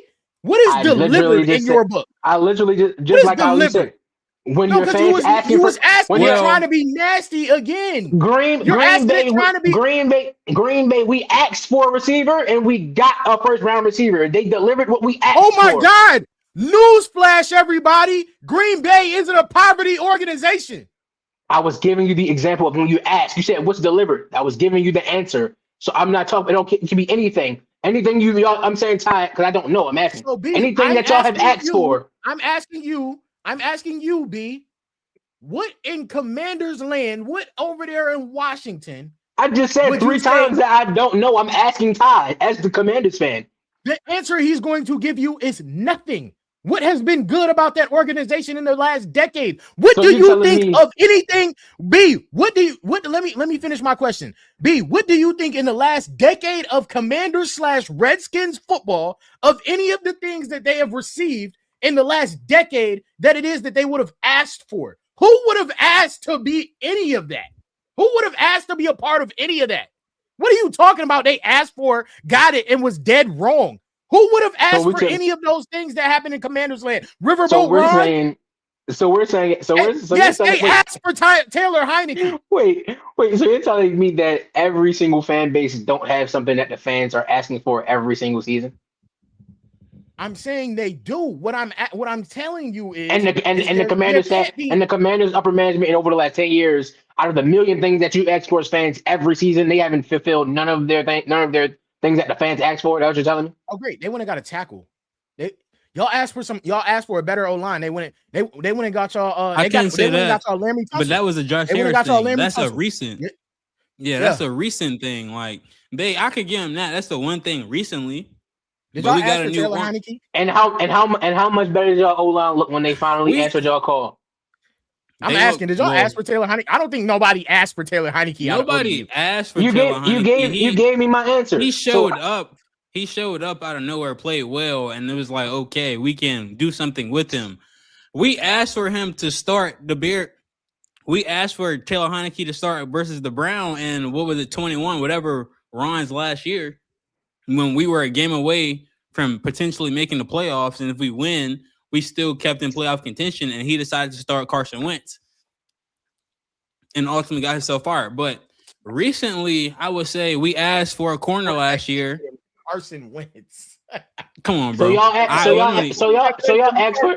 asked for that offensive line. Would you say the offensive line was like better and like they showed up for what They y'all were asked better for? this year for sure. Would you say because I dare one of y'all to lie before this stint that's happening in Washington? Did y'all not ask for a cornerback and they went and got y'all who at the time was a top 15 corner? Oh my To God. Marshawn? Oh my God. Is that what you're doing? Is that what you're doing? They asked for a cornerback. They went and got Marshawn Lattimore. Say it. They went and got Marshawn Lattimore, and what did he do for them? This is the problem. That's my point, Cole. That is my point. No. Don't do this. Don't do this. This is where you get nasty. Marshawn was not this before he got to Commanders. They asked for something, they got it, and it didn't work. This is where you get nasty at, B. Oh my God. We know Marshawn Lattimore was not the same Marshawn Lattimore when he got there a year ago. He got there a year ago. Point. That is literally the point. What y'all was not the product. That is a poverty organization. You know what they're doing? You know what this is almost pretty much like? Them going to get a not the same Marshawn Lattimore coming off of a pulled hamstring who hadn't played 6 games, who hadn't played in the past 6 games. You know what that's like? That's like when Ravens fans ask for wide receivers and they go and get them old exes that aren't good no more. You're disgusting for that. You're disgusting. No. We asked you for a cornerback. We asked you for a cornerback to help us with our. We asked you for a cornerback to help us with our playoff run that we was about to go on because we got this rookie quarterback who's really good. We got a powerful offense. We got a 45-year-old middle linebacker. We need a cornerback. We need some cornerback help. And off the trade market, what the best that you were able to find me was a Marshawn Lattimore who hasn't looked the same in 2 years, who hasn't played this season in the past 6 games because he's pulled his hamstring. And a year later, they've released him. That's nasty. What's nasty about that, B? They asked for a cornerback, and they got them Marshawn Lattimore. B, what's nasty about that? Before Marshawn Lattimore was laced up in a Commander's uniform, you're telling me that they were concerned that Marshawn Lattimore wasn't Marshawn Lattimore. B, are we serious? B, are we serious? Okay, bro. B, are we serious? Marshawn Lattimore just got there last year, dog. He just got there last year. If you're telling me Marshawn Lattimore looked like the Marshawn Lattimore from 4 years ago, B, are we serious? There's a reason the Saints was willing to give him up. It's a reason why I say he was a top 15 corner, because Marshawn Lattimore 4 years ago was arguably a top 5 corner. Nobody said that he was still that. When we said you went and got a top guy that was a top 15 corner, all of a sudden he just got to the Commanders. All of a sudden he just got to the Commanders, and it's the Commanders' fault that Marshawn Lattimore, who's supposed to be playing on an island, isn't Marshawn Lattimore anymore. How often do we see this? Do you not understand how this works? This is back to what I just said. All right.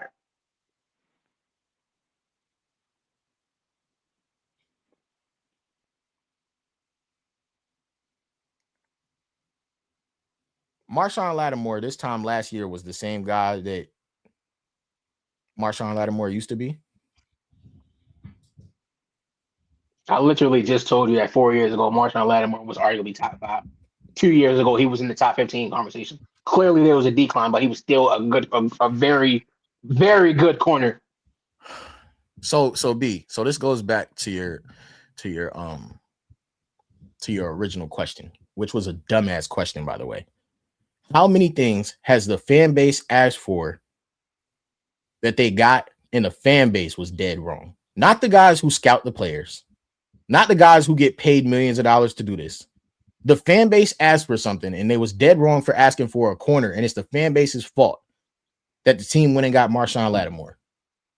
Do you know how dumb that sounds? This is the problem. This is the question. This is the question that you asked. You said, did you not say how many things over the past decade has the Commanders fan base asked for and has been dead wrong? Was that not your question? So they were dead wrong for asking for a cornerback receiving Marshawn. That's like you asking for a Christmas gift and you ask for a PlayStation and your mom gets you the PlayStation 4. That's not my fault.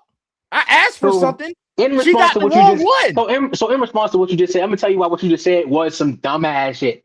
You just sat up here and said that the organization did all this, the fan base and all of these other things. It clearly shows. What's the guy name that Commanders fans were just calling there for his head 2 seasons ago, and now he's arguably a top 15 corner in the league now that he's no longer in the Commanders uniform? What's his name? I think his name's Emmanuel Forbes. So top 15 corner, and we just set up here for the whole playoff run and said that they had statistically the worst secondary in the league. Wait, time out. Are we saying that Emmanuel Forbes? We just set up here. Is he not a part of the worst secondary in the league? Wait. I'm not. He did just trade for McDuffie. Wait. Are we sitting here saying I'm not overlooking the good season that he had personally, but being good on bad doesn't make you great. Being good on bad doesn't make you great. Being good on bad doesn't make you great. That's exactly what I just said. So, do you know how hard it is to still be labeled an elite player on a shitty defense? Do you genuinely understand how hard that is to do? Oh my God, he had a good season. Thank you so much, Emmanuel.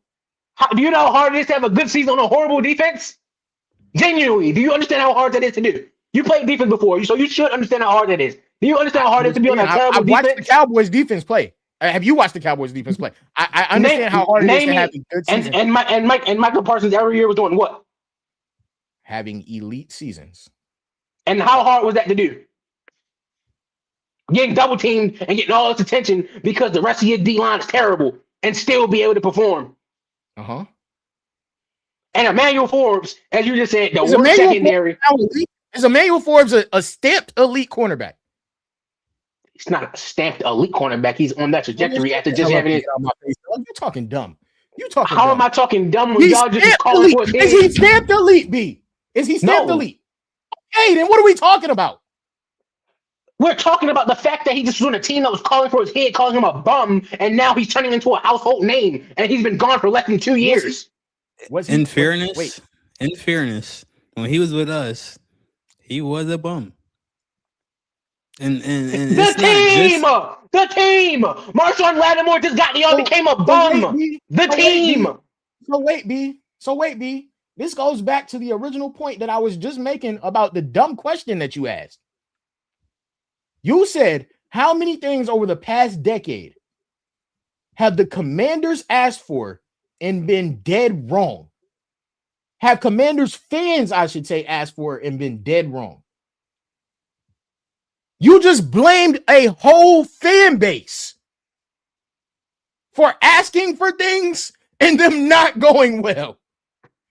Bro, it is everybody. Come on, dog. Come on. Come on. Okay. Come on. What are we talking about? Jair Alexander's mid now, too, because he's been having problems. Okay. We're just saying anything now. Marshawn Lattimore was not the same Marshawn Lattimore, dog. He won't. I mean, we wanted a corner. There was a reason that they was willing to give him up. And they thought Marshawn could make it. Well, first of all, it's context to this, right? Forbes and them were so bad that they were willing to trade for Marshawn, even knowing he had the hamstring injury. Yeah, who would you rather want now? You say what? Who would you rather want now? The young guy or the old guy with injury issues who's not the same? Emmanuel Forbes. I don't want either one of them. I thought he had these injury issues before he got there. Who? So why Marshawn? He had him here too. So why I said they traded for him. They asked for him because they had a rookie quarterback that was about to take them on a playoff run. They had a rookie quarterback that was about to take them on a playoff run, and they had a bad secondary. What up, bro? They had a bad secondary. Did my team have a bad secondary this year? Huh? Did my team have a bad secondary this year? No. Okay, bro. No. When the pass rush was good, everything was good over there. Like, what are we talking about, when bro? things was flowing over there, everything was. Hold on. It's blatantly like me trying to sit up here and tell you that the cow. Like, what are we? Hold on. All right, bro. Is this I guess in the chat? I guess Ty, you just heard me complain about my secondary for weeks, like constantly throughout the entire season, and we had a good secondary. Before when y'all's defense was healthy, when y'all pass rush was decent, y'all had some of the best safeties in the league. We still do. The safeties aren't the problem. We don't have a single corner that can cover. That makes your secondary awful. What's bro name? He was not having all of these issues. You talking about Keyshawn Nixon? You talking about Keyshawn Nixon? As the season wore on, the issues became more persistent. Yes. Oh my God. Keyshawn Nixon has never been known to be a good corner. He had went to upper management after being an all-pro return man and complained and said, I don't want to be a return, I want to be a corner. And he went and got him good pressure, and he led the league in deflections. Y'all had these issues all year? This is literally a known fact everywhere. If you do not have time, you don't have to cover that long. He got exposed when he didn't have to not cover that long. That's literally getting exposed. That's literally being a bad corner. AB. How many? I want you to answer this question for me. What is the saying about corners? The longer they have to cover, the harder it gets. Bro, there is a difference between having to cover long like the Ravens were. Like, what are we talking about? It's a difference between having to cover like the Ravens for 10 seconds and then a PI comes versus you getting instant pressure like Keyshawn Nixon was in less than 2 seconds. Whereas though, I don't have to worry about anybody. Versus the average amount of time where though, okay, maybe I have to cover somebody to hold my own. I was firing you. Y'all was firing, ain't nobody had complaints. When y'all was firing, ain't nobody had complaints. We literally dealt with this last season when Xavier McKinney led the league in picks. Xavier McKinney led the league in picks. You said y'all overpaid Micah. That ain't my fault. You said that. All right. No, we got him for a steal now. Yeah, hey. I literally told you this. We overpaid him after seeing Michael Parsons' impact on my defense. We just got a steal. And he's the highest paid. And we just got a steal. Because in a few years it's gonna get nasty in a few years. And I told you we dealt with this. We dealt with this last year before Michael Parsons even got there. Xavier McKinney led the league in interceptions. And you know what the problem was? Safety's never been our problem. Corner is our problem. Dyer Alexander couldn't stay on the field. We were okay if he could stay on the field. He couldn't stay on the field. Keyshawn Nixon became a slot corner, getting cooked in the slot. And somehow, some way, because we were dealing with injuries, we said, hey, let's go from Keyshawn Nixon being a return man all-pro to putting him in the packages, to making him our slot corner number one, to now making him our cornerback number one. What logic does that even make? Hey. To now, y'all should have went out. Hey, y'all, you know what y'all should have did? Y'all know what y'all should have did? You know what y'all should have did? Y'all should have just went out and got somebody. It's that easy, ain't it? That's what you said. You said it's that easy. It is. It's kind of why we were about to go get Cam Taylor-Britt until we had to give Michael Parsons our entire bag. Cam Taylor-Britt was literally about to come on our team. We had to pay Michael Parsons. What are you talking about? It is that easy. We were literally about to make it happen. But we had to decide, do we want to go get Cam Taylor-Britt or do we want to go get Michael Parsons? And Michael Parsons is more important. It's literally that easy. We were about to get Cam Taylor-Britt. What are we talking about? And then you went and got Michael Parsons. So I should be expecting that y'all will go and get all pro corners this offseason, right? Bro, there is going to be, we're not like other teams, just like you said, we're not a power of the organization. We're gonna go get a corner. We're not about to just sit there and watch guys just continue to get toasted. Keyshawn Nixon was awful, along with Carrington Valentine being one of the worst tackling corners I've ever seen in my life. So I should expect that y'all will have all pro corners this season. Because y'all are just gonna go and get somebody. And it'll just be that easy. And you say I be being nasty. Now you're just throwing around words. Go get. This is what you said. You said it's just that easy to go get somebody. Go. Now you're being nasty. Go get all pro corners if they're on the market. Like, just say anything just to say it. Like, as if all pro corners is on the market. Like, these are the things that you said. When people repeat, and I understand why Ryan hate arguing with you. Because when people say the things that you said back to you, you be like, nah, that's nasty. Please show me the clip when I ever say anything about us being easy to go get an all-pro corner or going to go get a top 5 corner or something of that status. Because you're doing it on purpose. You're saying all-pro corner and these things. Please let me know when I said that. Hey, y'all should just go and get somebody. I'll wait for that. I'll gladly wait for that. Y'all should just go and get somebody just like the Commanders for when it just got a wide receiver. I'm just saying, I'm waiting for you to correct me. You said I said all-pro corners and those guys. They should just go and get somebody. Now remember up here every week, Dougie. Every week. Remember, and this is the difference. And this is the problem, bro. This is the problem. This is the problem with my. This is the problem when I say something. Just go and get somebody, bro. Just go and get somebody, bro. Just go and get somebody, bro. Smoke, Tyler. What's going on? Just go and get all the time, bro. And then fans don't want to acknowledge what things are going on. It's a reason why my team goes and gets what they need to get. It's a reason why you and Ty teams consistently continue to do dumb things and not get what y'all need because y'all aren't doing things correctly. My team do things correctly. It is that easy for us. Just because y'all struggle and don't do things that are supposed to be required doesn't mean it's not that easy. B, where's that led you? That led same you place we've been. Same places we've been. We go to the couch 2 weeks later. We go to the couch 2 weeks later. This is getting nasty. Now, two teams. Now, since you're here, now you can say it. Now, my team, who is consistently in the top of the mix, or the Ravens in the AFC, like where Ty is, consistently in the top of the mix. Now we're gonna sit here and say that the Packers are just like the Cowboys, or the Ravens are just like the Commanders. No, the hell we're not. Y'all are poverty. What are you talking about? Y'all haven't been nothing since you were born, Cole. Hey, why you kick me off? What do you mean? You are dumb. Why y'all haven't been anything since you were born? Y'all haven't done anything since you were born. B. What have y'all done since you have been alive, Cole? B. Poverty. Do you understand what a poverty organization is? Cole, what have y'all done since you've been alive? B, poverty. I want you to understand the word that you just said. Poverty. Y'all are the 49ers. Y'all are worse than the 49ers. Y'all are worse than the 49ers. B, poverty. Two teams. The 49ers are continuing. The 49ers are continuing to stay in the mix, but not win. B, go back. B, poverty. Explain to me poverty. Explain to me the Cowboys as a poverty organization. I like what you're doing. I see you got selective hearing tonight because I'm pretty sure y'all two guys heard me say y'all are poverty to us. Y'all are poverty to us. I'm pretty sure everybody else heard that but you because you just heard that poverty word. I said y'all are poverty to us. There's a difference. Didn't say your team was poverty in general. Y'all are poverty compared to the Green Bay Packers. That's what I said, but you didn't hear that part because you just wanted to hear the poverty part so you could say something. Y'all are poverty to the Green Bay Packers as of today. To us. That's literally what I said. Yes, that's what I said. Yes. Y'all are poverty to us. Y'all are poverty to us.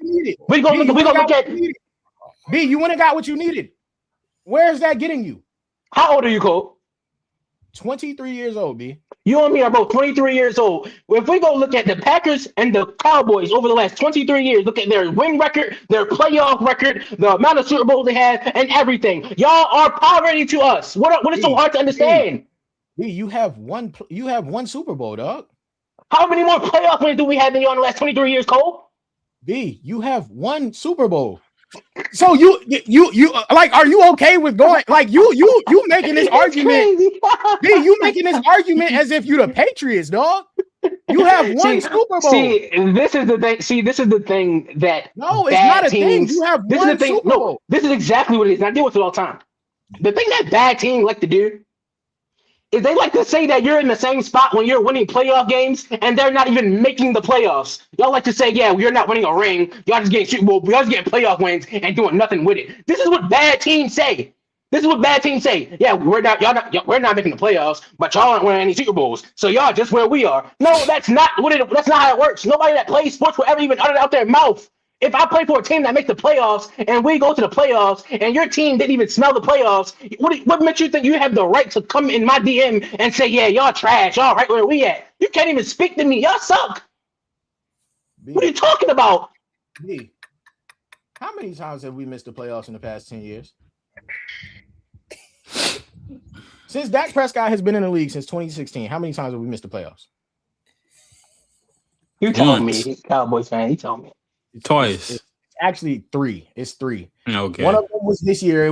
This year was the only full year that Dak Prescott has played in his whole entire career that he's missed the playoffs. The other year was last year, and the other year was 2020 when he snapped his leg in half. How many times? How many years Dak been in the league? 10. So he's literally like 7-3 in terms of making playoffs. What's his playoff record? Are we talking playoff records? You just asked me. You just said make the playoffs. You always say let me land. What's his playoff record? Wait, what is it? 3-7? Hold on. 3-5. 3-5. 3-5. So he's been put out of the playoffs 5 times in 10 years. So he's made the playoffs 50% of his career. Wait, hold on though. That's what I'm at. Sounds like that has made he's 50% for his career for making the playoffs. Making the playoffs? You said he got 5 playoff losses. I mean, 1. Sounds like he's been put out 5 times. 3, 4, 5. Well, I mean, if you count the Andy Dalton year, but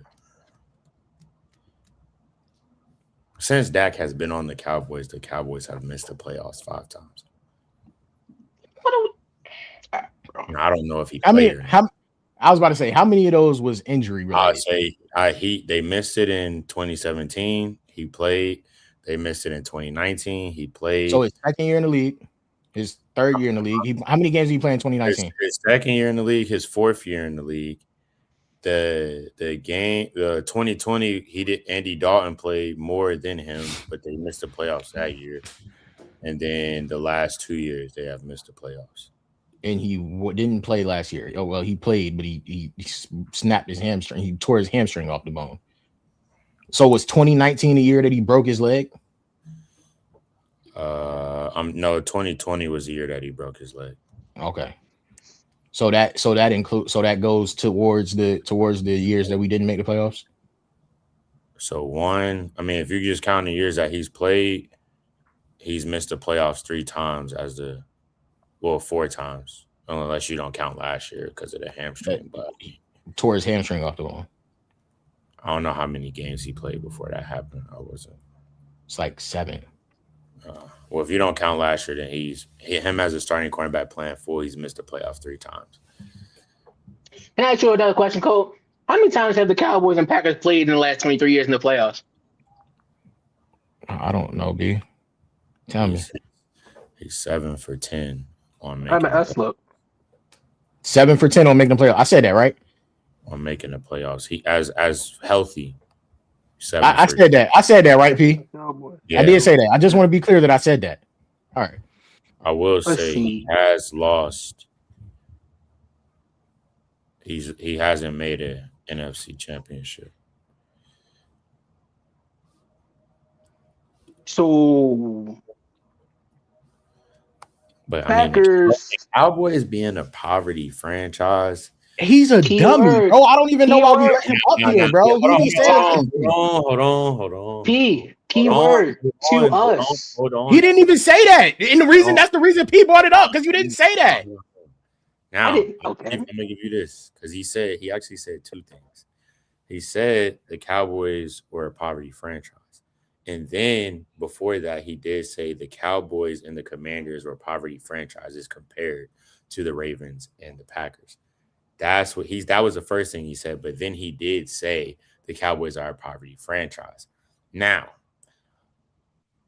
the Cowboys being a poverty franchise that's an interesting statement based on what the Cowboys are built to be. If we're being honest, the Cowboys aren't built to be Super Bowl champions.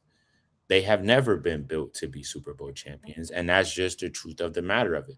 They got lucky and fortunate, I should say. They got fortunate and won 5, but Jerry Jones never cared about the Cowboys being Super Bowl champions. Jerry Jones only cares about the Cowboys being the biggest, most flamboyant franchise that the NFL has to offer and full of entertainment. He said it time and time again. He's said it in every decade that he's been the owner of the Dallas Cowboys. And that's just what he cares about. And he's also said, if we happen to win the Super Bowl while doing that, great. If not, he doesn't care. So now, however you want to take that is how you take it. I tell you what it ain't. I tell you it ain't poverty.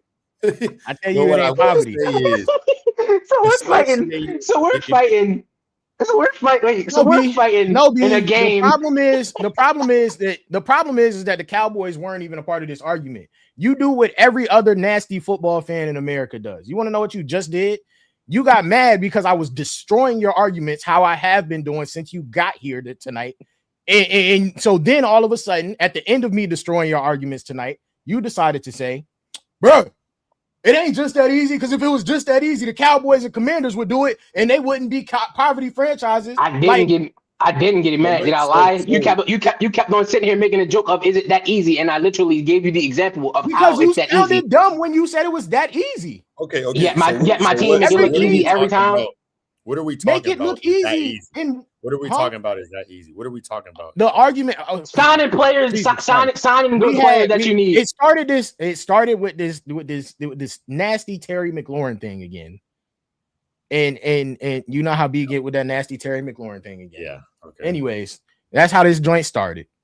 Okay. And B has said something around the premises of, if he's really a true X receiver and he can be a short route receiver the way that Ty claims that he can be, then it should be easy for the Commanders to go out and just sign a deep threat receiver, because I had said Terry McLaurin is their best option as a deep route receiver. That's why they use him as such. To which B said, well, they should just go and get a deep route guy then. And I said to B, well, if it's just so easy to go and get guys, if it's just so easy to do that, then everybody should do such. And he was And that's like, how we got. And that's how we got to the point. and that's how we got to all of That's this. how But we there was got to the some more point. P, rigmarole. that's how we got to the point, P, of when I said, my team continues every time we need something. We don't waste any time and we go get it because it's literally that simple. And he got mad and said, I was using the Cowboys as an example because I was mad. No, I genuinely used them because you're one of the teams that don't get things. Because I said, because he talked about how bad their cornerback room was. And I said, well, B, it's just that easy. You should go and get him because it's just that easy, right? And I kept saying to him, and to which he got annoyed and he got mad and he was, well, if it was just that easy, then the Cowboys and the Commanders wouldn't be bothered. No, what did I tell you before that? No, see, you see what he's doing, Pete? No, he kept on trying to be annoying. Listen, he kept on trying to be annoying and say, well, if it's that easy, go do it. If it's that easy, to go do it, right? So my response to when he said, if it's that easy, you heard that, right, Pete? I was trying to be annoying. I'm listening. So my response on my plat, I'm trying to be annoying on my plat. So my response to when he said that, P, was it's literally that easy. We were about to sign Cam Taylor-Britt, but we had to pay Micah Parsons all of our money. It was literally that easy. We were about to sign him, but we had to pick between Cam Taylor-Britt and Micah Parsons. And we chose Micah Parsons. We could have written field that corner problem nice, quick, simple, and easy, just how you saying these teams that the Commanders are struggling to do. But we chose something else. Who are the Commanders choosing over that? I will say this. And who have the Commanders signed where they're picking over corners? Name me an elite signee that the Commanders have picked up. This is what I would say about this whole conversation that we're having. And I'm going to speak from my team. Personally, we do make it look fairly easy to go get the pieces that we need. That's all. If we need something, we don't have a problem with getting rid of something to go get what we need. Hold on.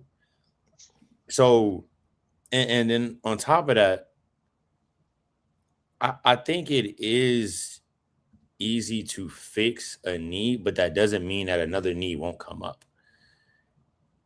So it's like, I do think it's easy to fix a need, but to put a superstar there or something like that, that's a little bit harder. The Ravens and the Packers are literally the Ravens and the Packers are literally among the top of the league every single year for knowing how to draft and sign players.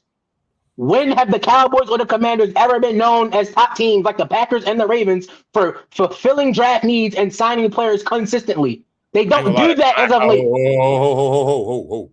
Come on, Pete. I'm not hearing it. Not hearing it, bro. Not hearing it. Come on, Pete. Not hearing it. The Cowboys don't draft what they need. Not hearing it. Hold on. The Cowboys don't draft what they need. Hold on, Cole. Hold on. The Dallas has got to be the dumbest thing I ever argue with, bro. I will say the Dallas Cowboys. How did Ryan bring me this, bro? The Dallas Cowboys actually draft pretty well.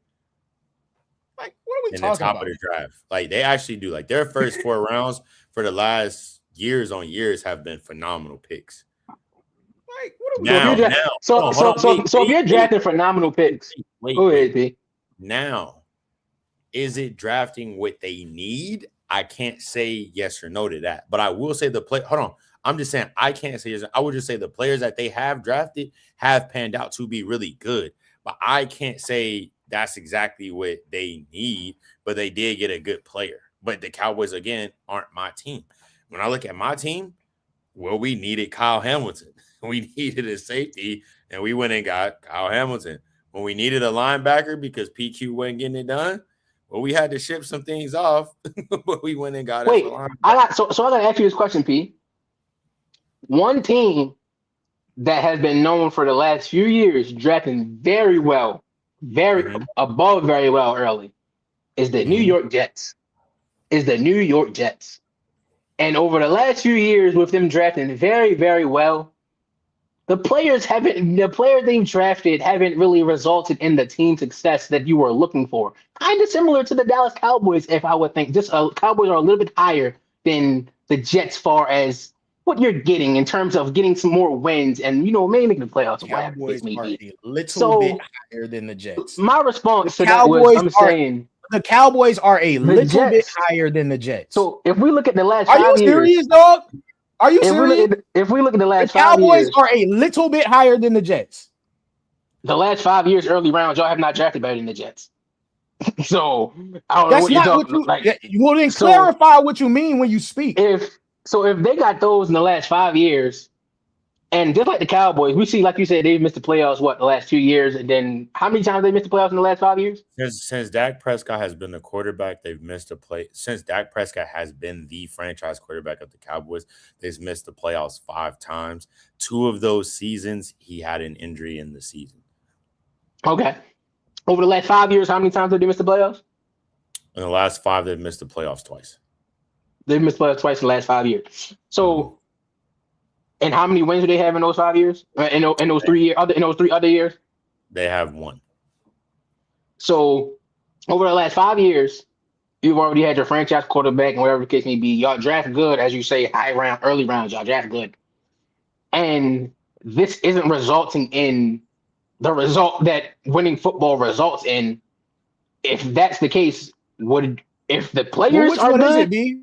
Well, which If one the is players it? are good, no. Well, which one is it, B? Because you just said that we don't draft well, and then P said we did, and then you switched you your just argument. said. I'm saying I don't agree. I don't think y'all do, but I'm saying since y'all said y'all do, if y'all draft good in high Which rounds, one is it, B? Oh no. I Coach, literally just said. No, hold on. He's saying that. Did nobody hear him switch his argument? No. Clearly, He's Pete saying hears that- me. Oh, wait. You He's switched saying your that. argument though. No, wait. No, he didn't. He's saying He that. did. He did. No, he's saying that he doesn't think the Cowboys draft well, but he's saying because we did, this is what he has to say about that. He still doesn't think the Cowboys. It's not that draft hard, bro. It's not that hard. So if that's the case, P, right? Whereas though if y'all say they do draft like that, and you continue Yeah. to not have success, you will point the finger at who? The coaching? Does bad coaching and an organization management result in poverty organization? Yes. Okay. Yes. Bad coaching is bad coaching. Okay. That is Bad- the result. How long? How long? But Ask I that question again. personally, Is bad coaching and management results in poverty organization? Bad P coaching answered. results P in answered. poverty P answered and organization? said. P answered and said yes. So P's answer is the only one that matters because he agrees with you. I mean, y'all can answer.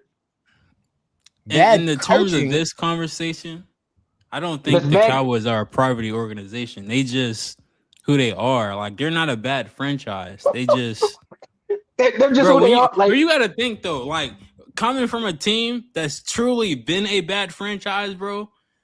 We clown the Cowboys because they put on good teams and they don't go anywhere. We don't clown them because they're terrible. That's being real, bro. Like, hold on. Ty, I think what B is saying is, are those really good teams if they don't go anywhere? I think that's his point. If they don't go anywhere to do any, are they really good teams? did y'all have a good team this year? Who? The Ravens. On paper, yeah, we had a good team. Did y'all have a good team this year, B? Do you think our team was a good team? we were a great team this year. Just because you're a good or great team doesn't result in we're gonna win a championship. Like there's other good to great teams. But the principle, what I'm saying is when I think B, what did y'all do poverty this year? organization, No, said Ty, y'all were a great team. Ty. We absolutely were a great team. Our best player literally got hurt, and before that, we were stepping on everything moving. We absolutely were a great team. but what I'm saying is Y'all lost the to point Browns, I'm stepped making. on everything moving. Y'all, The point I'm we're a making- poverty organization, but we tied in overtime, but y'all lost to the Browns, but y'all was stepping on everything moving. Okay. I'm pretty sure. The point I'm making. Stepping. The point I'm making about this. I just went off of what you said. You said y'all was stepping on everything moving. Y'all tied with us in overtime. We're a poverty organization. You lost to the Browns, which if you consider us a poverty organization, you have to consider them a poverty organization. But you just said that you were stepping on everything moving. Is that not what you just said? And he said that was before Jordan Love got hurt. No, he said that was before his best player got hurt, who's Michael Parsons. And Michael Parsons played against the Cowboys, and he played against the Browns. But you were stepping on everything moving before he got hurt. But y'all were in overtime with us and tied, and we gave y'all the 40 ball, and y'all lost to the Browns. But you were stepping on everything moving. That's a fair point. Is your record being 7-1-1 not It step? don't make sense. You see how Is you your say stuff. record? You see how you say stuff, and you really don't mean it. You don't Is your mean it record being exactly how 7? you say it. You We don't all mean play exactly sports. how you say it. You just spew. You just We spew. all play. We You all see how play easy sports it here. was for me to shoot it down. You see how easy that No, was? it wasn't, because you're not using common sense when we all play sports here. Is 7-1-1 not stepping on everything moving? And you just tried to name me a tie and a loss, and we're 7-1-1. Is 7-1-1 You said not stepping stepping on everything moving? moving. Is that everything? Is 7-1-1? Is that everything? Hey, is that everything? Is that everything? Anyway, the point I'm making You with was in this overtime is we was in overtime with one poverty organization, and you lost to another. And you said you stepped on, let me be clear, everything moving. You see how you say stuff and you really don't mean it. You just be saying it. You be saying it, but it don't be all the way the truth. It be kind of the truth. It be kind of the truth, but it don't be all. You see how you did that? This is gross. Hey, fella, hey. To the football standard, being You said 7-1-1, being 7-1-1 with the second best defense in the league is not stepping on everything. I guess to the football standard. My bad. You said everything. I just shot it down too easy. I mean, if that's you shooting it down, then if that's you shooting it down, we get it. They had some loss. They had a loss and a tie, but they did win 7. We get it. We get it. It was two poverty organizations. Yeah, you see how easy that was? They lost it. anything. But what I'm saying is it easy? He's bad at arguing. He got to learn art. He got to learn the art. He'll get there. Is it easy to fix? Is it easy to fix needs? Yes. Do you have to do it correctly? Yes. Is it hard to get the right people that will do it correctly with the purpose of winning a Super Bowl? For the Dallas Cowboys, yes, because their owner doesn't care about winning a Super Bowl. So that's what makes it tough for them. I mean, like he said it time and time again. If we win one, great. Would I like to see us win one? Yes. But as long as we're the biggest and the best show and the most entertainment that the NFL has to offer, we're good. Ty, what did you just ask P, Ty? You said was there a good team? Were they a good team this year, right? P, you said y'all Ravens. were. Well, I was saying the P, but I mean, I asked you about P, the you Packers said y'all too, were. P, you said you were a good team on paper, right? I said we were good. I said we were a good team on paper. On paper, right? Clearly, we wasn't a great team because of how everything played out for us. So y'all were a good team on paper. Y'all no longer have that coach for that team that y'all look good on paper for, right? Mm-hmm. So y'all no longer having that coach. Would you say y'all roster going into this next year going to be almost similar? I'm not sure. I want to see what changes we make. I know we're gonna bring back most of the key. Lamar will be back. Derek will be back. Kyle will be back. Roquan will be back. So I mean, some of our key pieces will be back. Nate Wiggins will be back. But there are some things that are going to change. So, well, better question: what starters from last season do you think won't be a starter for the Baltimore Ravens next season? I'll be interested to see what we do at the center position with Linderbaum or Linderman. He's a goner. I want to see. Because that's going to be huge. Whether I'm surprised you ain't named Filali first. Anyways, I want to see what we do with Rashad Bateman and how that situation plays out. The Marlon Humphrey situation will also be very interesting. I know our defensive line is going to look a lot different, as they've already made that very clear. And then, I mean, from those standpoints, I think those are the main areas starting wise that will really look different. For our D line will look different. Our center position may or may not look different, and the rest of our offensive line, and then our wide receiver room will be see where that kind of ends up, and then obviously the other side of Nate Wiggins, because Nate Wiggins has locked up his position on the other side, and so is Malachi Starks. He's locked up. So I answered Ty's question. So I will get y'all opinion. So what category would you have put us in for this season? P? The Packers? Yeah, from like an organization standpoint, from head to toe, like players, coaching, all that. Like where was I would honestly say that I would say y'all was in a similar position to us, the Eagles, Rams. I would say y'all were in that upper echelon of teams that truly had a chance at winning the bowl prior to the season and as the season played out. Okay. Barring injury and all of that. Ty, you asked me the question. What do you think about it? No, I think y'all are a good team, but that was serving my point when I was saying like just because you have a good team doesn't result in like championships or things to that nature. Like good teams lose all the time. The only point I was making was I can't say the Cowboys are a poverty franchise because like what P was saying, like you look at that stadium, you look around everything around the Cowboys, bro. It's top of the art. The play on the field, you can take it for what you want, but like 9 times out of 10, they're in the playoffs. Like they'll miss it, but like 9 times out of 10, they're in the playoffs or in the hunt. Speaking from my team, like we're truly not now, or we're hoping not now, but like the last 30 years prior to Josh Harris getting the team, bro, that was really poverty. Like I know what poverty looks like, and like the Cowboys aren't I that ain't gonna lie though, Ty. Y'all had right a few now. years in there. Y'all had a few years in there where y'all was correcting shit, and then y'all let everything go. But that was when I was young, bro. RG saying, Younger like, for y'all, me. like y'all, That's part of being poverty, though. That's part of being poverty. So, but okay, so if that's part of being poverty, then I feel B has a point in what he's saying about the Cowboys. Cowboys have one more playoff. Cowboys have one more playoff win than the Commanders since we've been alive.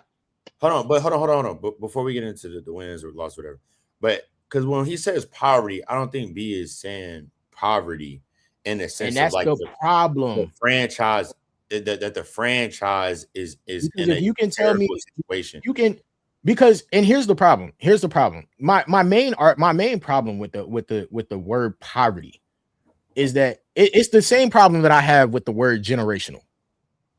We start to generalize the word generational way too much. Everybody can't be generational, dog.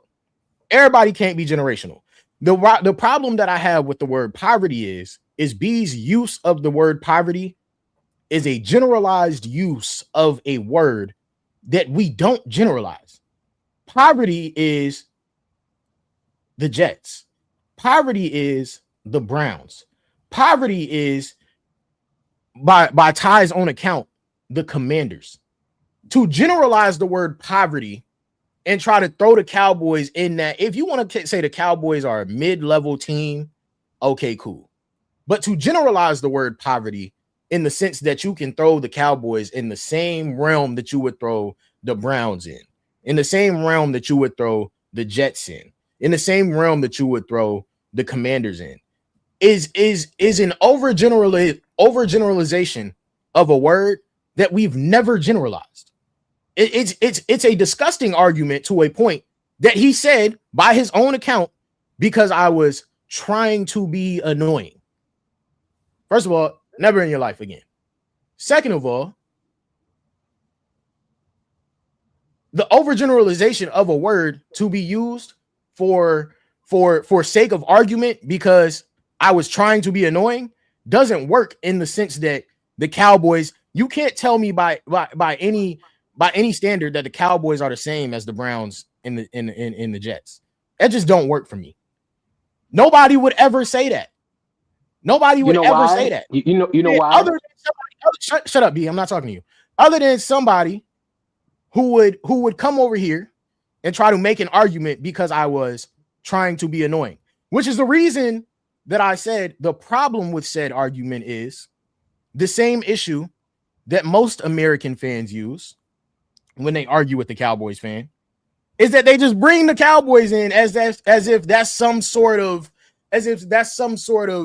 you can use that when I'm tired of arguing with this nigga. So now I'm gonna drag the Cowboys into it because I shot down said argument where he said it's just so easy to get guys on your team. That don't work for me. The overgeneralization of the word is the problem that I actually have. If he wanted to say the Cowboys were a bad team or a bad organization, I'd be like, all right, cool, whatever, you can have it. He tried to do something because he was upset. And it was an overgeneralization that he shouldn't have used. It was an exaggeration that he shouldn't have used. That's all it was. That's all it was. I got this question. Why? This is my question. Why is it hard for the Cowboys to fix their needs? In your opinion as a Cowboys fan?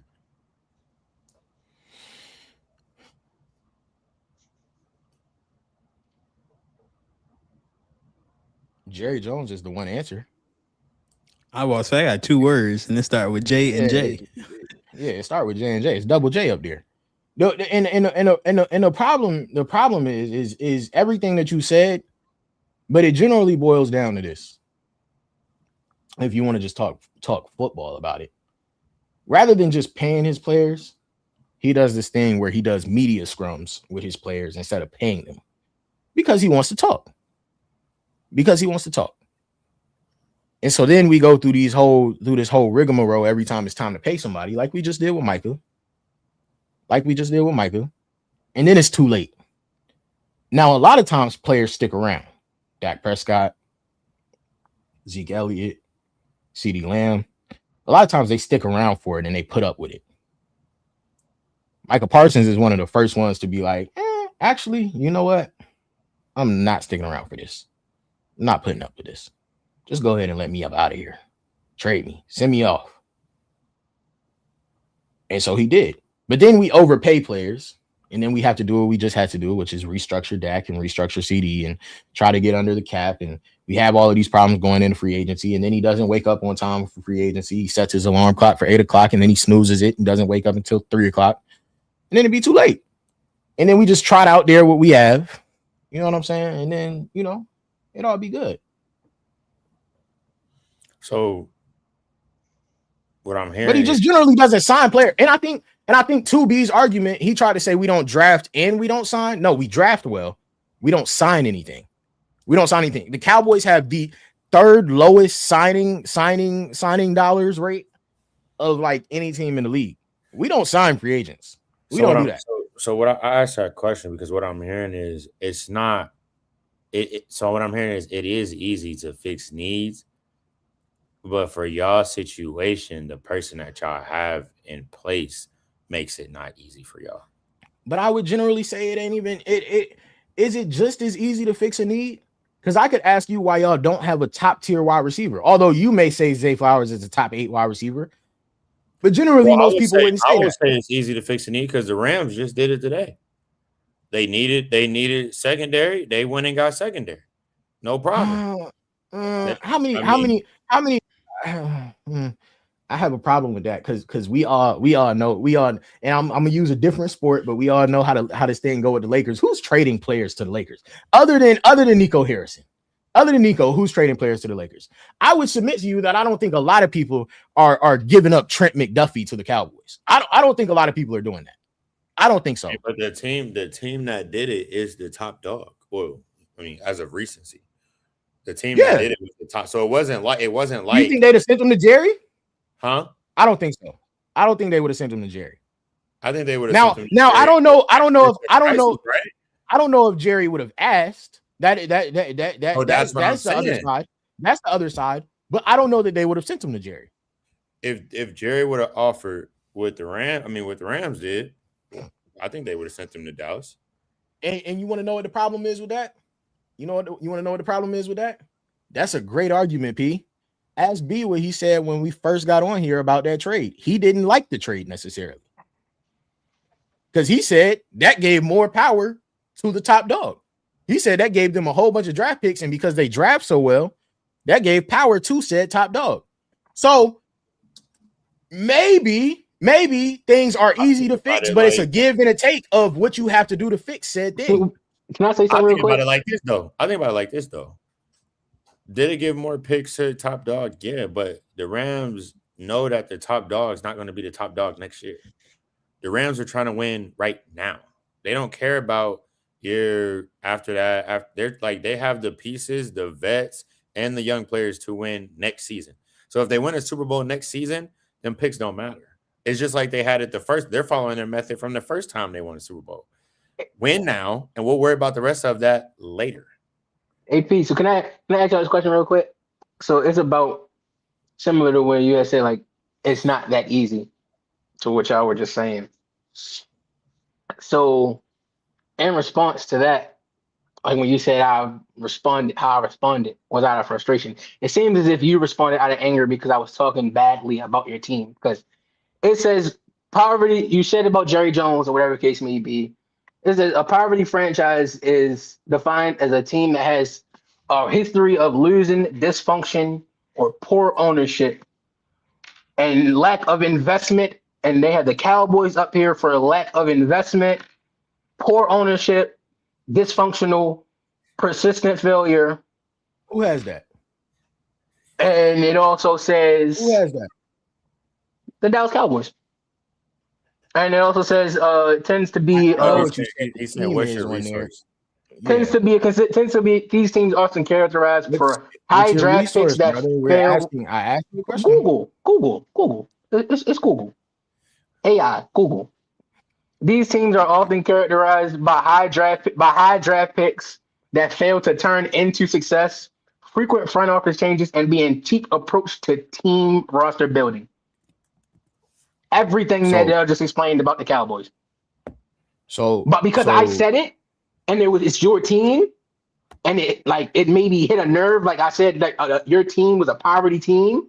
You tended to get upset about that when I didn't say anything that was a lie. So would you classify the Cowboys?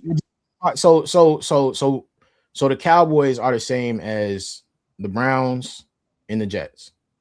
There is no saying poverty is poverty. It can be worse. It can be a team worse. It can be a team better. You're still fitting the poverty criteria. By AI's poverty criteria. Okay, cool. That's a fair point. There are different levels of poverty. My response was upset, but his response was because I was trying to be annoying. Nigga, please. Trying to be annoying on my pod. Fuck out of here. I literally said Cam Taylor Britt, and you decided to ignore the Cam Taylor Britt part of the conversation. Ignore it, B. I just said it's so easy because you said it's so easy to go and get guys. I just said it's.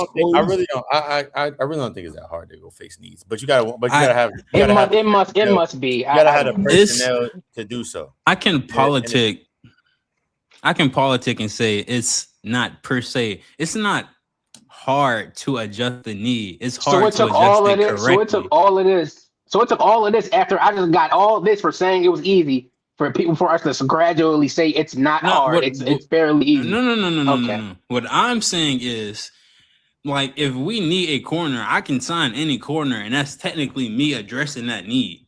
That doesn't mean I did it well or I did it correctly. That's what I'm getting at. I'm saying, in theory, they traded for Marshawn Lattimore. That doesn't mean that it worked. That it was the right thing. You're telling me that us just signing a corner is addressing our need, and that's easy to do for sure. What I'm saying is, if we're trying to do it correctly, the right way, that is hard. That's all I'm saying about it. I mean, y'all when they got Marshawn Lattimore, y'all went to the NFC Championship. We didn't go because of Marshawn. We went in spite of Marshawn. Wait till something go bad though. Wait till something go bad though. Hey, listen. I didn't say it was because of him. I'm just saying before y'all had him, y'all didn't go. Once y'all added that piece with other pieces, y'all went somewhere. That's all I'm saying. No credit when stuff go good. When stuff go bad, call for your head. All right, that's all I'm saying. But if we're going to say, I'm gonna tell you, Marshawn got a bad rap. You're not going to sit here and say Marshawn Lattimore didn't make an impact on y'all football team when y'all went to NC. He didn't. Zero impact. On or off the field, nothing in the locker room, no nothing. No leadership, no experience, no nothing. We're really gassing Marshawn Lattimore right now. I'm not gassing him. I'm not making impact at all. Listen to me, P. When we traded for Marshawn, he was hurt. Again.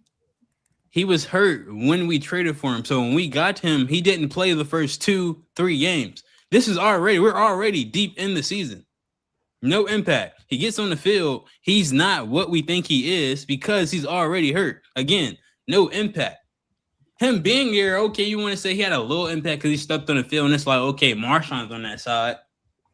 But you've seen it this year. Nobody fears Marshawn Lattimore now. They went at him last year. They went at him this year. There was no impact to be made on the NFC Championship run.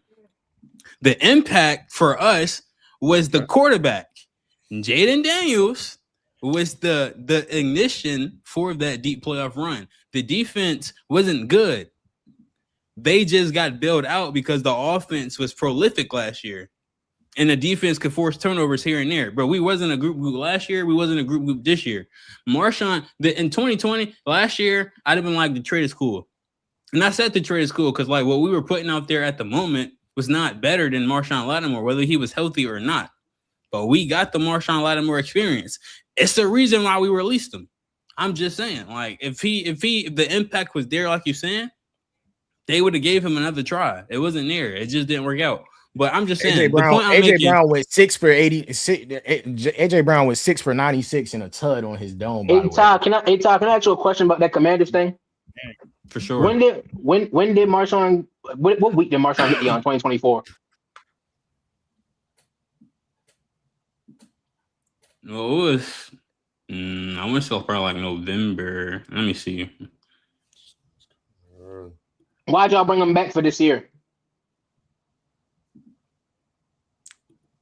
I mean, they gave up a second round pick, a fourth round pick, a seventh round pick, a future pick in the next year draft. Like they gave up draft capital to get him. You want to see a return on your investment. And they probably thought because we were in the NFC Championship the year before, if we get some health, if he get healthy, he can be somebody that they thought he would when we traded for him. It didn't work out that way, but we brought him back because, in theory, what you think of Marshawn Lattimore sounds like a really good corner. I mean, we all know what he was. When we traded for him, he wasn't the peak Marshawn, but he wasn't a bad player. I'm not gonna make it seem like, oh, he was ass when we was trading for him. He won't. They brought him back this year.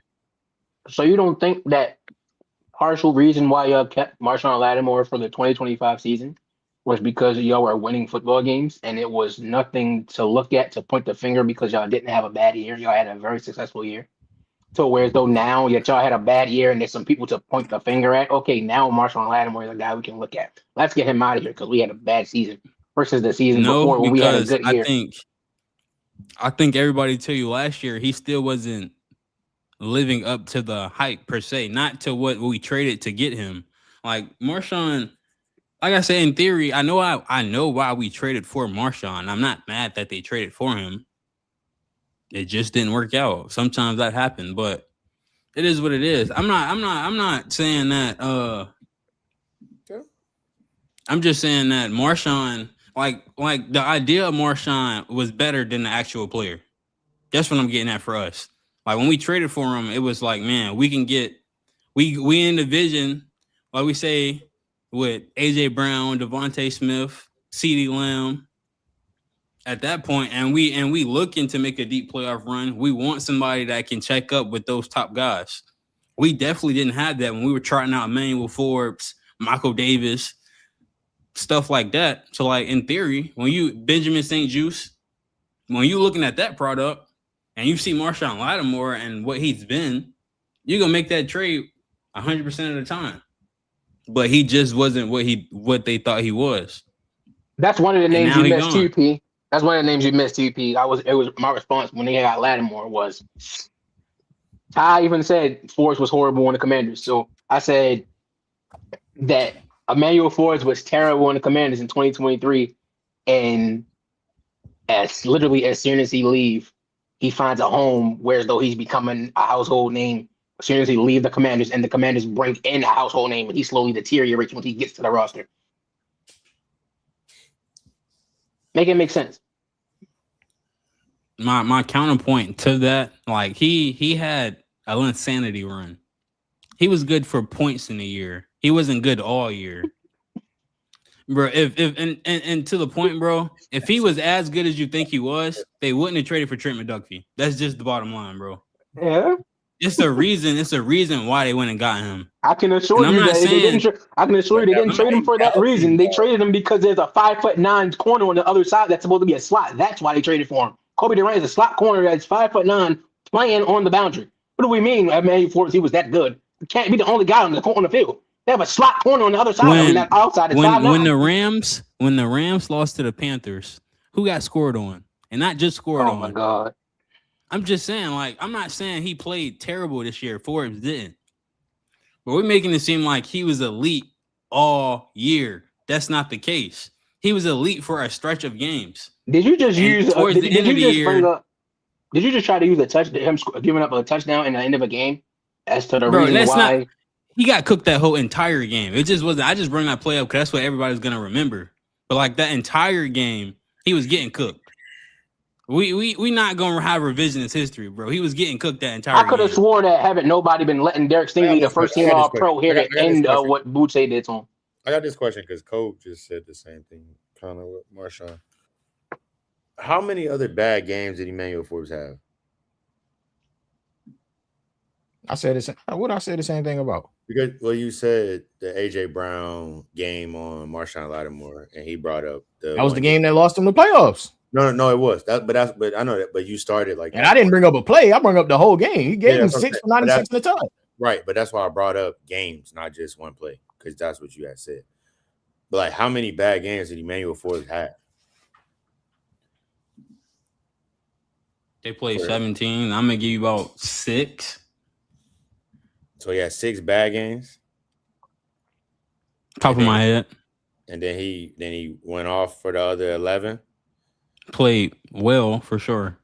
He went off for the other 11, 6 bad games. I mean, I ain't mad at that. You put Trent McDuffie on the other side of that 6 could go to. And now plug Kobe Durant, who was a 5'9" original slot corner, into his true position, where you had him out here guarding these big guys on the outside. Had no business being out there. That's why they went and got Trent McDuffie. That 6 could go a lot. Sure. Possibly. And nobody, I mean, Forbes has potential.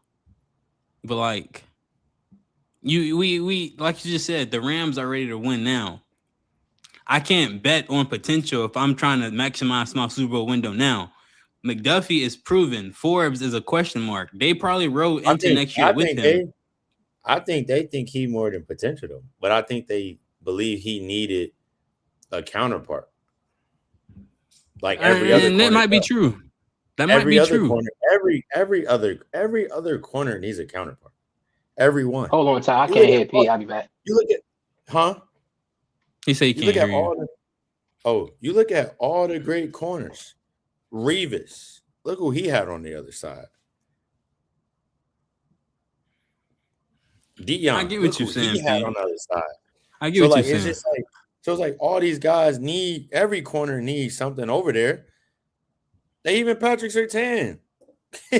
he got a dog on the other side. Like everybody has somebody on the other side. So I think when I look at the Commanders, it's like, all right, like, did we do it too early? Did we give up too early? Oh, no questions, but it was the best thing for all parties involved at that point. Like they wasn't playing Forbes. And you know how it is. He wasn't drafted by Quinn and them. He was drafted by Ron. Ron not there no more.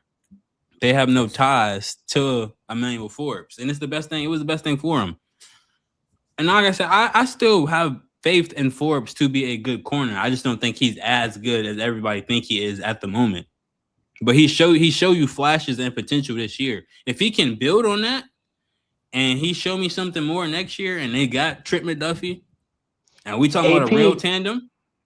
Real quick, this is what I be talking about where I say like some things I say, y'all call it crazy, and then y'all actually see it or like do research on it and realize maybe it's not as crazy. You do realize it's more so what have you done for me lately type of thing. You do know Emmanuel Forbes had a better season than Trent McDuffie last year, right? That's a good point. That is. You do know that everybody's still holding on to Trent McDuffie that run with L'Jarius Sneed when they won a Super Bowl, right? That's another very good point. So possibly. So did the Rams really go get Emmanuel Forbes? Did the Rams really go get Trent McDuffie for Emmanuel Forbes? They weren't there to help him because Kobe Durant is out there with Emmanuel Forbes. Emmanuel Forbes is the one that's the problem. Kobe Durant is the problem because he's on the outside where he had no business being. I think the corners in general were a problem. No, like Durant might be less of a problem, but we ain't gonna make it seem like it's just him. He's not the only one just getting cooked. Like, it's a collective unit. Everybody All else right, that's getting cooked. all right, so- Everybody else that's getting cooked. If Trent McDuffie come, they're not going to touch the field. I had this question. What else did I miss? What else we talking about? What else I We talked about the Hornets. Yeah. We talking about the Hornets. How them boys looking good. A little changing. And I was saying that I was saying that the biggest difference in how they look now is kind of what I think you wasn't here. No, you were here, and you were one of the guys that looked at it like it was crazy. I think I basically said that the Thunder wasn't going to break the record.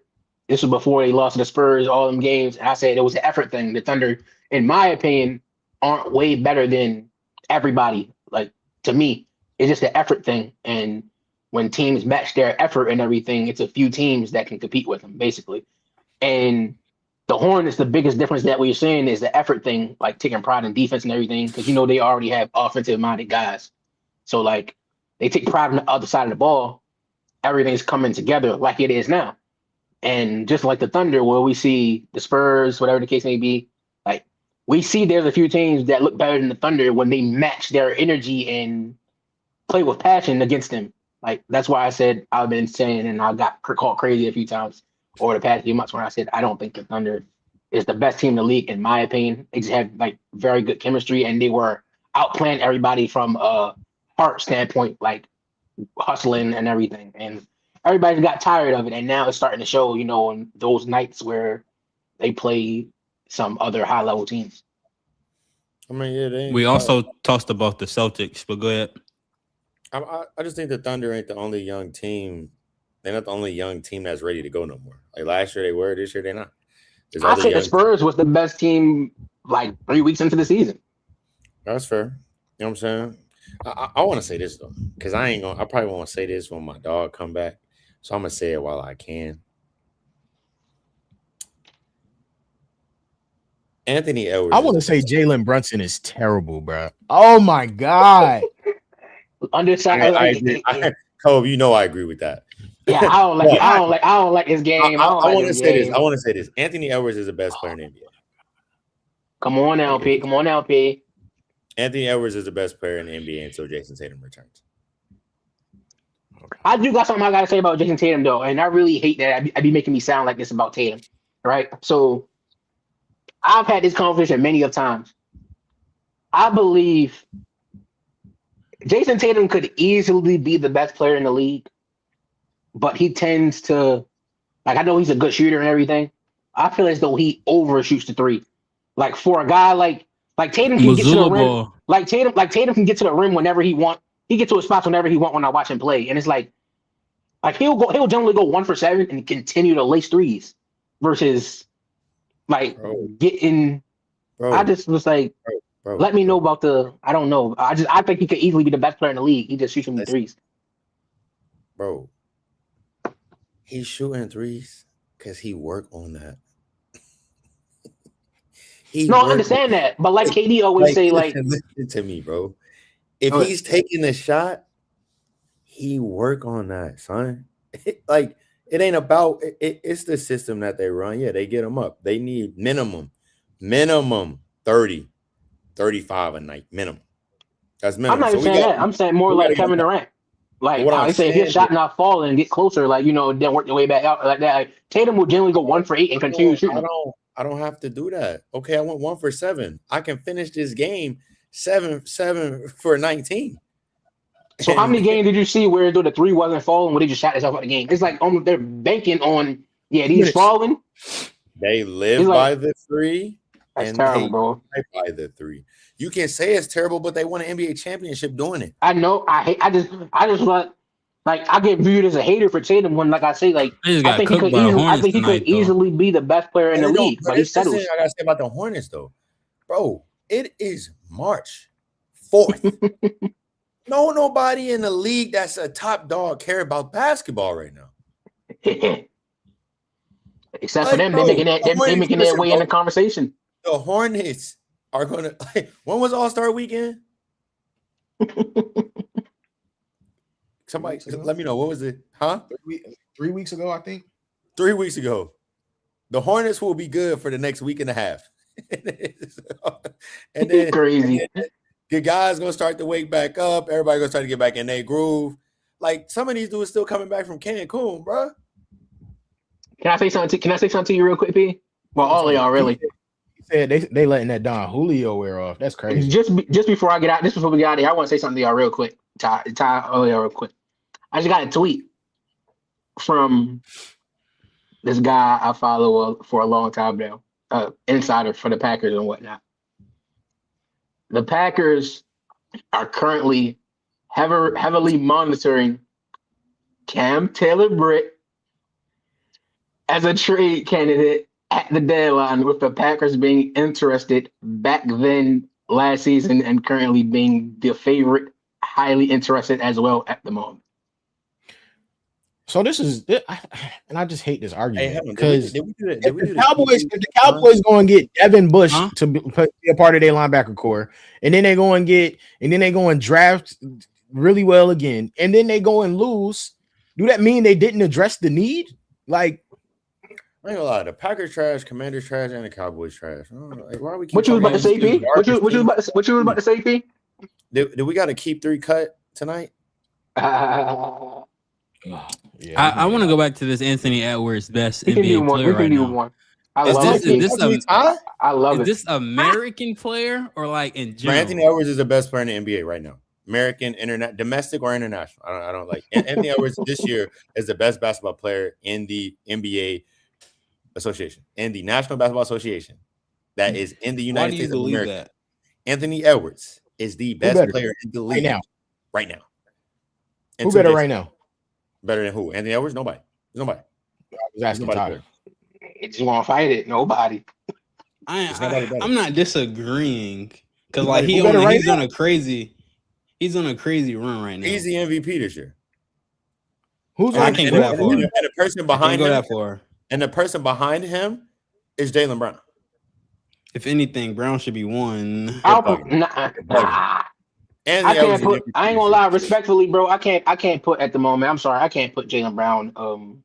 I can't put Jaylen. I can't put him over Cade right now because they look at record so much. I can take that too. And everything, and like the impact that Cade has, like I can't. I ain't saying I'm not mad. I'm not mad. I got Cade 3, 4, 5 somewhere. He on the list. He's on the 3, 4, 5. He's on the final because like I'm not going to just over Jaylen Brown because you got to look at they built that team for Cade to be the mixer and master of that team. So what he's doing. I know, I understand as you watch the game and from a statistical standpoint, you look at it and the record standpoint, you look at it and you be like, yeah, Cade is in that conversation and you might think, I understand why you might think he's over Jaylen Brown. I think what you have to understand though is they built that team for Cade to be able to do exactly what he's doing. Jaylen Brown, they was mid destruction of that team. And all of a sudden, and talking about tanking, and all of a sudden, they number 2 in the East. They wasn't even supposed to be in this conversation. They wasn't even supposed to be in play-in contention. This Cade thing is a great narrative, a great talking point. But this Cade thing is also years in the making. This Cade thing, how we talk about Charlotte, and you be like they finally coming along. We knew Cade and them was here last year. We knew they was here. Now his portion has obviously raised a level, and he's raised his own bar to that.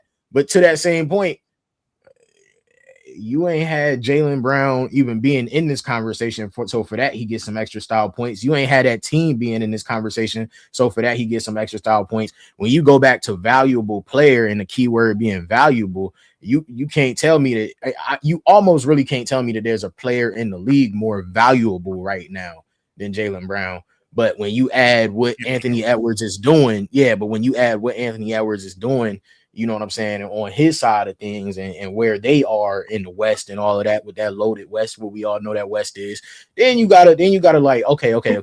Anthony Edwards is here. You look at the games that he's playing, look at what he's doing, the moments he's having.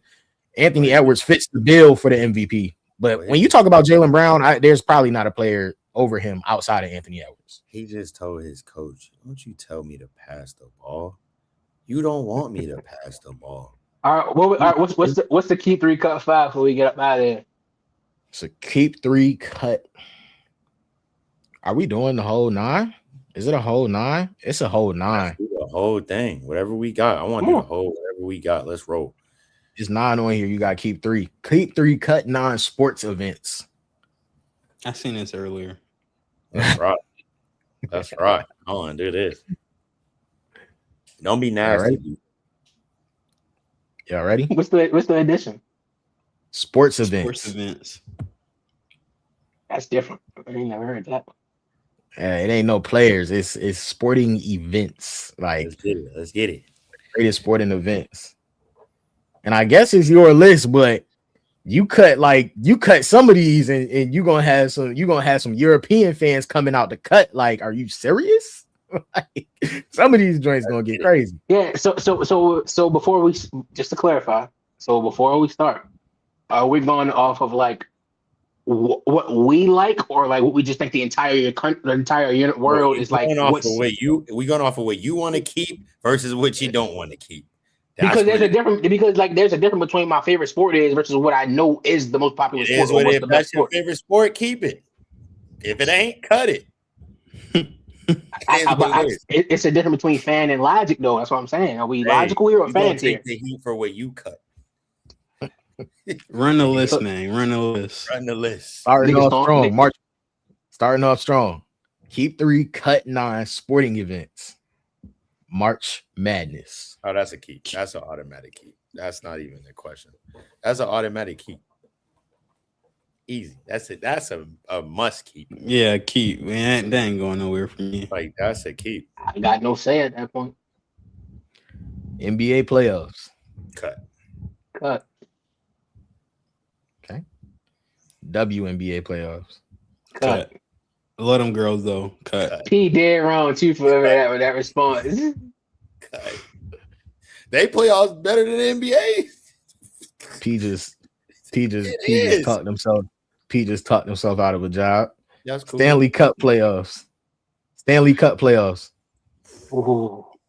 I'm cutting. Colb, you know me by now. I'm gonna have to cut that. As much as I love it, I'm gonna have to. Not gonna lie, I gotta keep, but it doesn't matter anymore. I'm gonna cut that. Okay. CFP, college football playoff. Cut. Weak. I like that. I like the collective cut there, all in unison. NFL playoffs. Cut. Weak. How many we got left now? We only got 1. I have at least 4 left. 5. 6. Because it's 9. Alright, cut. 9 Cut. Yeah, cut. Football is one of my favorite sports. Cut. MLB postseason. Cut. I don't know, bro. I'm sorry. We gotta cut that, bro. Too much cinema, man. To me, it's not like did everybody just watch that World Series? How that just ended? Like, are we serious right now? Like, don't get me wrong. That joint had niggas up on East Coast time till 3 a.m. dog. But so did Deion Sanders. So like, what? Oh my! Hey, no, he not capped. He not capped. That's a great argument, bro. Deion Sanders had folks up on East Coast time. I want you to understand. Watching Colorado. Watching Colorado play Colorado State, bro. I want y'all to understand, bro. That World Series, bro. That's like us stand up for the Super Bowl, and it's in like triple overtime because there's no ties or anything. But the ball knowledge to pull out Colorado State in this moment, in the heat of the moment. Hey, that's insane, bro. Because we was definitely up 2:30 in the morning, bro, watching them go band for band. Bro, we can cut. That World Series, Colb, is like the NFL Super Bowl because it can't be no tie being in triple or quadruple overtime. For sure. We was up at 3 a.m. watching it. I'm just saying that was tough. That was a good pull. Yeah, we can cut. We can cut. It's only one thing I'm looking for, and that's a certified lock then at this point. Okay. College World Series. Cut. Okay. Wimbledon. Cut. I'm gonna have to go cut because I'm looking for something. Hold on. No. How many we got left? No. Nah, bro. Cut. 1, 2, 3. All right. I'm hoping it's here. Y'all already cut toward a good one, so Cut. All right. World Cup. Keep. That's what I was looking for. Okay. Keep. That's what I was looking for. That's one. The Masters. Keep. Cut. You literally got. I need y'all for a second right now to think about what we let go of and look for what you can think of for the last one. Is it better than the Masters? I need you to think about that for a second. Cut. If it's what I think it is, then I would say so. But What's left that's better than the Masters? If he say the Olympics is up. yeah, We're counting the Olympics. Oh, I didn't. I don't know what's last, but if he say the Olympics, I'm cutting the Masters, bro. If we didn't keep Wimbledon, I'm not keeping the Masters. that's fair. Masters That's a is fair bigger point. than Wimbledon, I think. But like for tennis, that's they. Just like the I Masters. think the Masters. I think the Masters is bigger than Wimbledon. I'm not gonna lie, bro. If the Masters don't got Tiger Woods, bro, let's stop. It's not bigger We than can cut. Wimbledon. I'm gonna hope the Olympics. I'm gonna hope the Olympics the last one. So I'm gonna cut. What we got last, bro? What's the last one? Y'all did good. The last one is the Olympics. Yeah, Key. We Oh, that's green. nice. That was We nice. green. World Cup. I think that's World that's perfect. March Madness in the Olympics. We green. Yeah, that's actually perfect. That might be the best Green list. bean. That might be- Rest of that stuff garbage. Rest of that stuff garbage. Like we really don't have but I think the ones that we cut, we don't even watch half of that stuff until it gets to the Nope. final. Don't say we. I'm not included in this. Don't do that.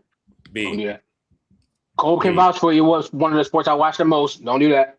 Hey, but let me ask you this, bro. When the last time you watched a 1-8 NBA playoff series? Said what? When the last time you watched a 1-8 NBA playoff series? What you mean? Exactly. Shut up. Exactly. You ain't watched the number one seed versus the AFC NBA playoffs. Why didn't I? Because you didn't. You know you didn't. Why didn't I? B. I can assure you that as a betting man, he probably watched that.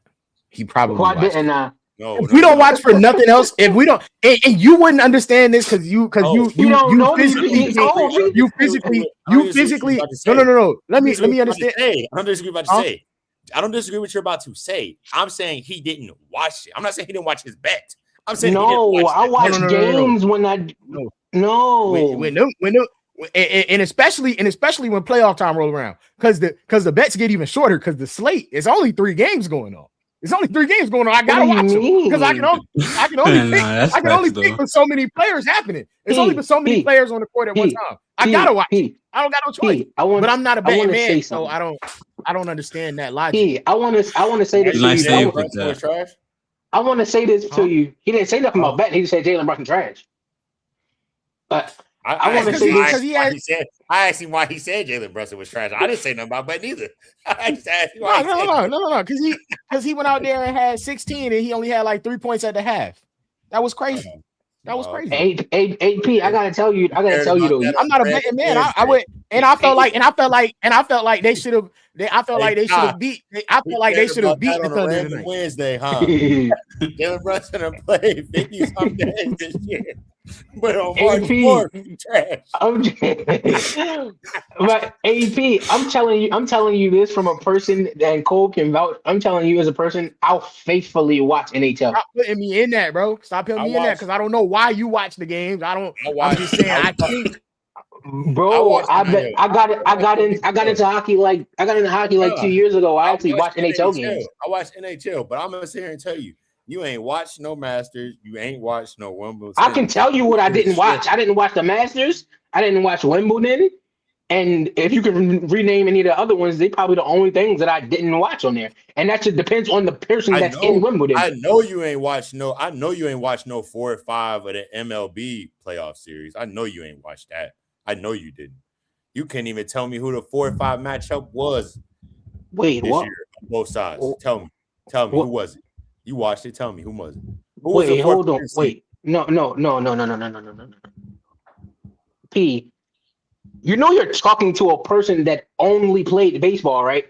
Yeah, that's cool. I'm asking you to tell me who was the 4th and 5th seeds on both sides of the bracket this year. If you watched, The 4th and 5th seed. I don't remember the exact 4th and 5th seed.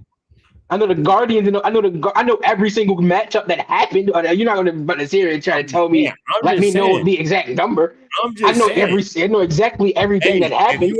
You asked me something about March Madness, I'm gonna be able to tell you because I watched every single game. God.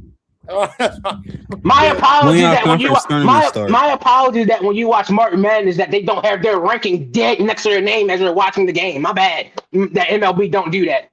I mean, yeah, they do. Actually. Like what? They actually do got their seed right there. It'd be right there. P, when y'all conference tournament start? It started today. Actually, it started today. Oh, word. And you ain't send me the last game again. We play till Friday. I know. I thought about that. I thought about it during the game. No, you didn't. No, bro. During the game, I was like, to you, dog. I ain't gonna lie. This is a lie. I'm already on to him. I'm already on to it. You heard me say no, I didn't. No, you didn't. During the game, he thought about you. Come on, man. No. No damn well he ain't thinking about me during no game. No. That boy over there coaching, he ain't worried about that. Twin said, look, this is what he about to say. Twin said, shorty pulled up, she came down, she hezzy pulled, you know what I mean? And she looking good. Oh man, we would have loved that one. No, we would have loved to see that one. I'm about to tell y'all why. This is the only reason I thought about it. And I can't hear you, so that's how you know you was about to say some bull. No, real talk. This is the only reason y'all can hear him. Yeah. The only reason I thought about it. I wasn't meant to hear him. He said the only reason he thought about it. The only reason I thought about it is because B asked me when he asked me to send. He said, "Send me the link for a really good game." He said it was a very really good game. It was a very you asked him to send you the link for a really good game. It was because the link he asked for the first time, we got blown out. I ain't gonna hold you. He said the link you asked for the first time, they got blown out. He ain't gonna lie. I ain't gonna lie. We got smacked, and I told him that. And during the game, he told you that. So then during the game, he thought about it because it was a competitive game. He be so you know why he be so cat cold?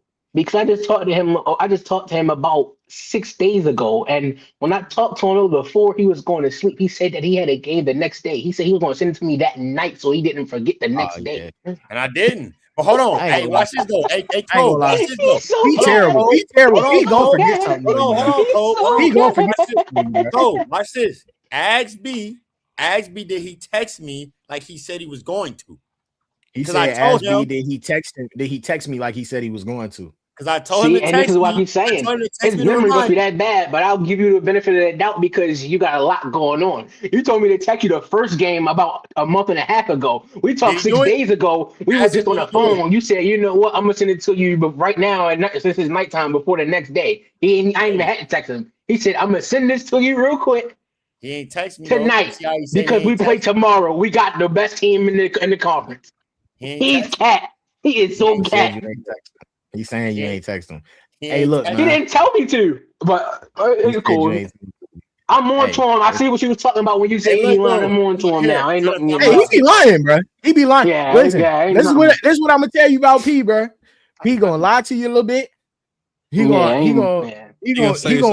spin you around in a circle. He gonna leave you on an island by yourself. Yeah, I'm already on my favorite one. He gonna give you directions to the suburbs, but he gonna send you through the trenches first, and then he gonna look at you and he gonna say, I told you how to get there though. But I told you how to get there. I told you where to meet me. I ain't tell you how I was gonna tell you how to get there. He's just gonna be like, I told you where to meet me at. I told you where to meet me at. You didn't risk your life to get to where he was at, and he didn't go that way. He went the whole other way. He took the highway. He took the byway, but he took the safe route through the middle of the city. The safe route, but he took you through the back roads because he said it was quicker. He said, bro, it's quicker if you go this way. But I ain't gonna tell you what's over there if you go this way. But it's quicker if you do go this way. Jumped on the highway from downtown and landed straight in the suburbs. Yeah, that's how he do. I do the best. He had to sit in traffic, but he got there though. He was just trying to make sure you was good. So that's all you can do, P. I do the best I can. I do the best I can, bro. Don't defend that, Ty. I do the best I can, bro. If my best is not good enough for you, I apologize. Don't defend that, bro. Here you go. I hate niggas like I hate niggas like good enough for you. I apologize. Nigga nasty, bro. Nasty. If my best ain't good enough for you, bro, I apologize, bro. I do the best I can, bro. Hey, P, I know you got a lot going on, bro. What's up with that gear, bro? I just sent the link. Let's start there. Let's do one thing at a time. Let's work on one thing at a time. I asked for yes, the gear that I asked for 2 months ago. More than a month and a half ago that B asked for a game. Listen, let me get through. Let me get through the traffic. Once we get out the traffic, but you gonna send me through the trenches, huh? You gonna send me through the trenches? I'm saying let me get out the traffic of the season. Let me get out the traffic because this is all I just wanted to rep the team for the conference tournament. That's all I wanted to do. You know we ain't getting no gear, man. All right, hold on, bro. Don't do bro. that. Like it's a lot of requests out right now. You know what I'm saying? You know we ain't getting no gear, man. A lot of requests out. Even if he had access to that gear, he gonna hit us with that. I forgot about y'all. Said, we had too much going on. No. That ain't what he said. What he said was we bottom of the list because it's a lot of requests out. He said ain't nothing went out. Nothing went out nowhere. All I'm saying, I'm first ones though. I'm hip now, Cole. I'm hip now, Cole. Listen, I'm telling you, right? Don't buy into his blasphemy, bro. Don't buy into his blasphemy, bro. This is what I've been dealing with this for years, bro. Let me get through the season. This like year 4 dealing with this, bro. This is like year 4 dealing with this. That's nasty. You ain't. I'm gonna be honest with you. You ain't no better than Ty, bro. You ain't no better than Ty. What you mean? Crazy straight. Ty, what you mean, bro? Me and Ty, an hour away from each other. I still ain't seen my niece, bro. I still ain't seen my niece, bro. Here you go. We that's family. We talking about materialistic stuff. You know what I'm saying? Hey. And Cole, I didn't quote on so much. I didn't quote on so much. He just let him drown. I didn't quote on so much. No, that's insane. Here's proof Cole point too much. Cole asked for that gear 3 months ago. Hey, I ain't never wrong. I'm just early, bro. I've been telling y'all for months. I've been saying, hey, bro. He said, see, no, that's family. That's materialistic. This materialistic damn. He like, no, my materialistic, but on his side, that's just crazy. I that's keep crazy trying to tell y'all, bro. That's crazy. He gonna leave y'all on that island, bro. Y'all be trying to ride with this man, bro. God, that's so bad. That is so bad, bro. I be trying to tell y'all he gonna leave y'all on that island, bro. Funny, bro. That's so bad. Man. Yeah, you had to be dealing with it. You didn't have to been dealing with this for a decent amount of time to be able to catch that. Hey, B, let me tell you this. Kobe ain't sent me no sizes. Hey, that's how he do it. That's how he do it. I see what he trying. Hey, Cole, I see what he trying to do right there. Come on, Ty. We was on the phone that Come on, Ty. CP, all you had to do hold on, bro. I said he ain't. All you had to do was P, be quiet. No, P, be quiet. No, P, be quiet. We was all on the phone that night. Look, now you didn't burn now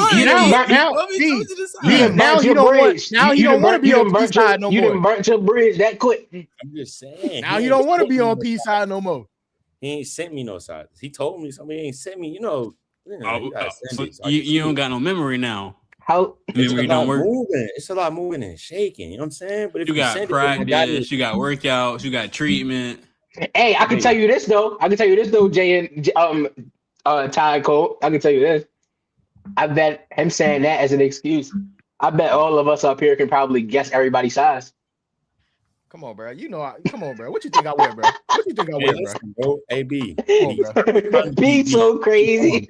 Listen, B, that's nasty. I be trying to be Hey, B. If he go in that equipment closet and he pull out a large and send me a large, next time I see him, I should slap the come on, bro. I should smack him, bro. Like, why would you send me a large, bro? That's what I'm saying, though. I know you wear large or some things. Wait. This is what I'm saying, though. because see him saying that is news to me because I was gonna try to be respectful because Cole been working out, Cole been on the meal plan, Cole when I FaceTime Cole, he said you some dreams, boy. I tell you, gassing you up. I'm saying He if is I think terrible. Cole's slimming down, I'm gonna send him. Feel me? You've been AP, working. Let me AP. reward you for your work. Do you So wear him large saying in some that to me things? is news to me. Do you wear large in some things, P? Yeah. You ain't never So seen why the him in a hell? large. So You why can the see him in a hell? large. Why the hell would Cole wear the same size as you or anything? Because Cole been working out.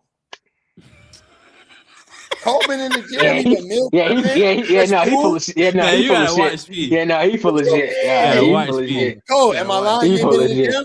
Nah, Cole he been in full the of gym? shit. Nah, he full Yeah, of Bro, shit. the holidays just ended, bro. Come on, bro. I need an extra large, bro. The holidays Yeah, just he- ended. I'm full of Don yeah, he Julio full- right now, bro. I Yeah, need an he extra full. Yeah, large, he bro. full of. I'm full Yeah, of he Don. full of shit. Hey, Yeah, he full of shit. P, He if full of shit. anybody know, you know, I'm full of Don Julio right now. I need an Yeah, extra large. Yeah, he full of shit. I'm full, That I'm full of Don Julio. alcohol is sitting. He need that plus Man, size. look at me, I'm I'm just sweating saying, right bro. now. I'm Oh, just saying, Lord. bro. If I get on Smell FaceTime, Don Julio over if I there get and on sweating. FaceTime with Out the Cole, bro, pores, bro. he Out the making pores, bro. he making grilled chicken, broccoli, meal prepping for the week. He been in the gym. B, you been in the gym. You been posting yours. You been That active. don't mean that I would ever be a I'm trying large to like be you. respectful of everybody's work. So I'm sending you What's motivation. respectful If I about? What's send you a large, respectful? I'm sending you Nigga said motivation. he's sending motivation, bro. Wow. Get in there. Yo, Let's Ty, keep it's it so going. nasty. Let's Oh keep it my going. God. Nah, He said, that's a crazy. yo, Are y'all That's what hearing I'm this? saying. Hey, you y'all, gonna hey, y'all you think, gonna hey, you y'all gonna send think me I'm wrong. you gonna send me a small size motivation so I can try it on and be like, I can't fit this. I gotta stay in the gym. Nah, a small. See, that's a stretch. That's over. You gonna send me a large That's for me. That's over motivated. You gonna send a large Hey, for you gonna send a large for me to try it on and be like, I can't fit this. I gotta stay in the gym. I gotta stay I'm gonna locked send in. nah. I'm gonna send you a large. So when you see it, you like, I ain't that far away. Let me keep it going. Let me finish the job. You see a You want to small, frame you it gonna up, get P? you send a small, you're gonna get a little defeated in it because that's that's a long way to You go. want to frame him up? You gonna send him a large? Get the picture frame. Put the frame. Post it up. Post it up in the crib. Hold it over the mirror. We gonna get See, there. look. You sending a link, but I thought we needed a username and password to get in. See, now you see how you reminded me? That's See- what I'm talking about. That's what I'm talking about, B. Now you on. Now, Crazy. So you decided that you had the memory to send a link to the game and say, dang, I forgot to send the username and password to get into this. Here we go. Hold on, I got you. Here we go. That's all I need to know. Yeah, you terrible. You see what I'm saying? You reminded me. Now I'm on it. There it is. Bang. Right there. Now, if you don't watch, now it ain't on me if you don't watch. Hey, that's a Ty, what size you need? Text it to me though. Don't tell me. Come on, bro. You know what size I need. I wish you would send somebody some more gear and before you send my gear. Saying, I'm just asking. I'm asking for sizes, bro. Just text me. I'm gonna text you. We pulling up. Can everybody just text me their on sizes, me, bro? On me, bro. We'll never speak again, bro. I'm just saying. I sent you Legos. What are we doing? I sent you Legos, folks. Hey, that's another episode of Game Recognized Game Podcast, bro. That's another episode of Game Recognized Game Podcast, bro. It's Ty, it's B, it's P, it's Cold, man. We out of here. Y'all be good, man. I love y'all, boy, man. Pull back up on Friday. Pull back up on Friday. We'll be here on Friday. We'll be here on Friday at 8:30. P might not be here because he got a game. But it's at what? I'm a real brother. I'm a real brother for that. That's what I'm saying. Oh my God, I muted the wrong person. Hold on. Yeah, no, man, that game mad early. Yeah, no, that game. Oh, that game at 12. That game at 12 Central. Hold on. We got to go scout the team after. And then we got film, we got breakdown. You know what I'm saying? It's back to back. We don't got no days off. It's back. So I may or may not be here. Just saying. Well, you won't hear today. Send that gear though. Hey, send that gear. You send somebody else some gear before I see some gear, bro. How about you send everybody simultaneously? And the fact of the matter is, Kobe tripping. Like, he gonna get his junk, but like, You feel know me? what No, I'm But no, no. I 'Cause it ain't even need about mine that. too. It ain't even It ain't no first come first You got serve. We Legos.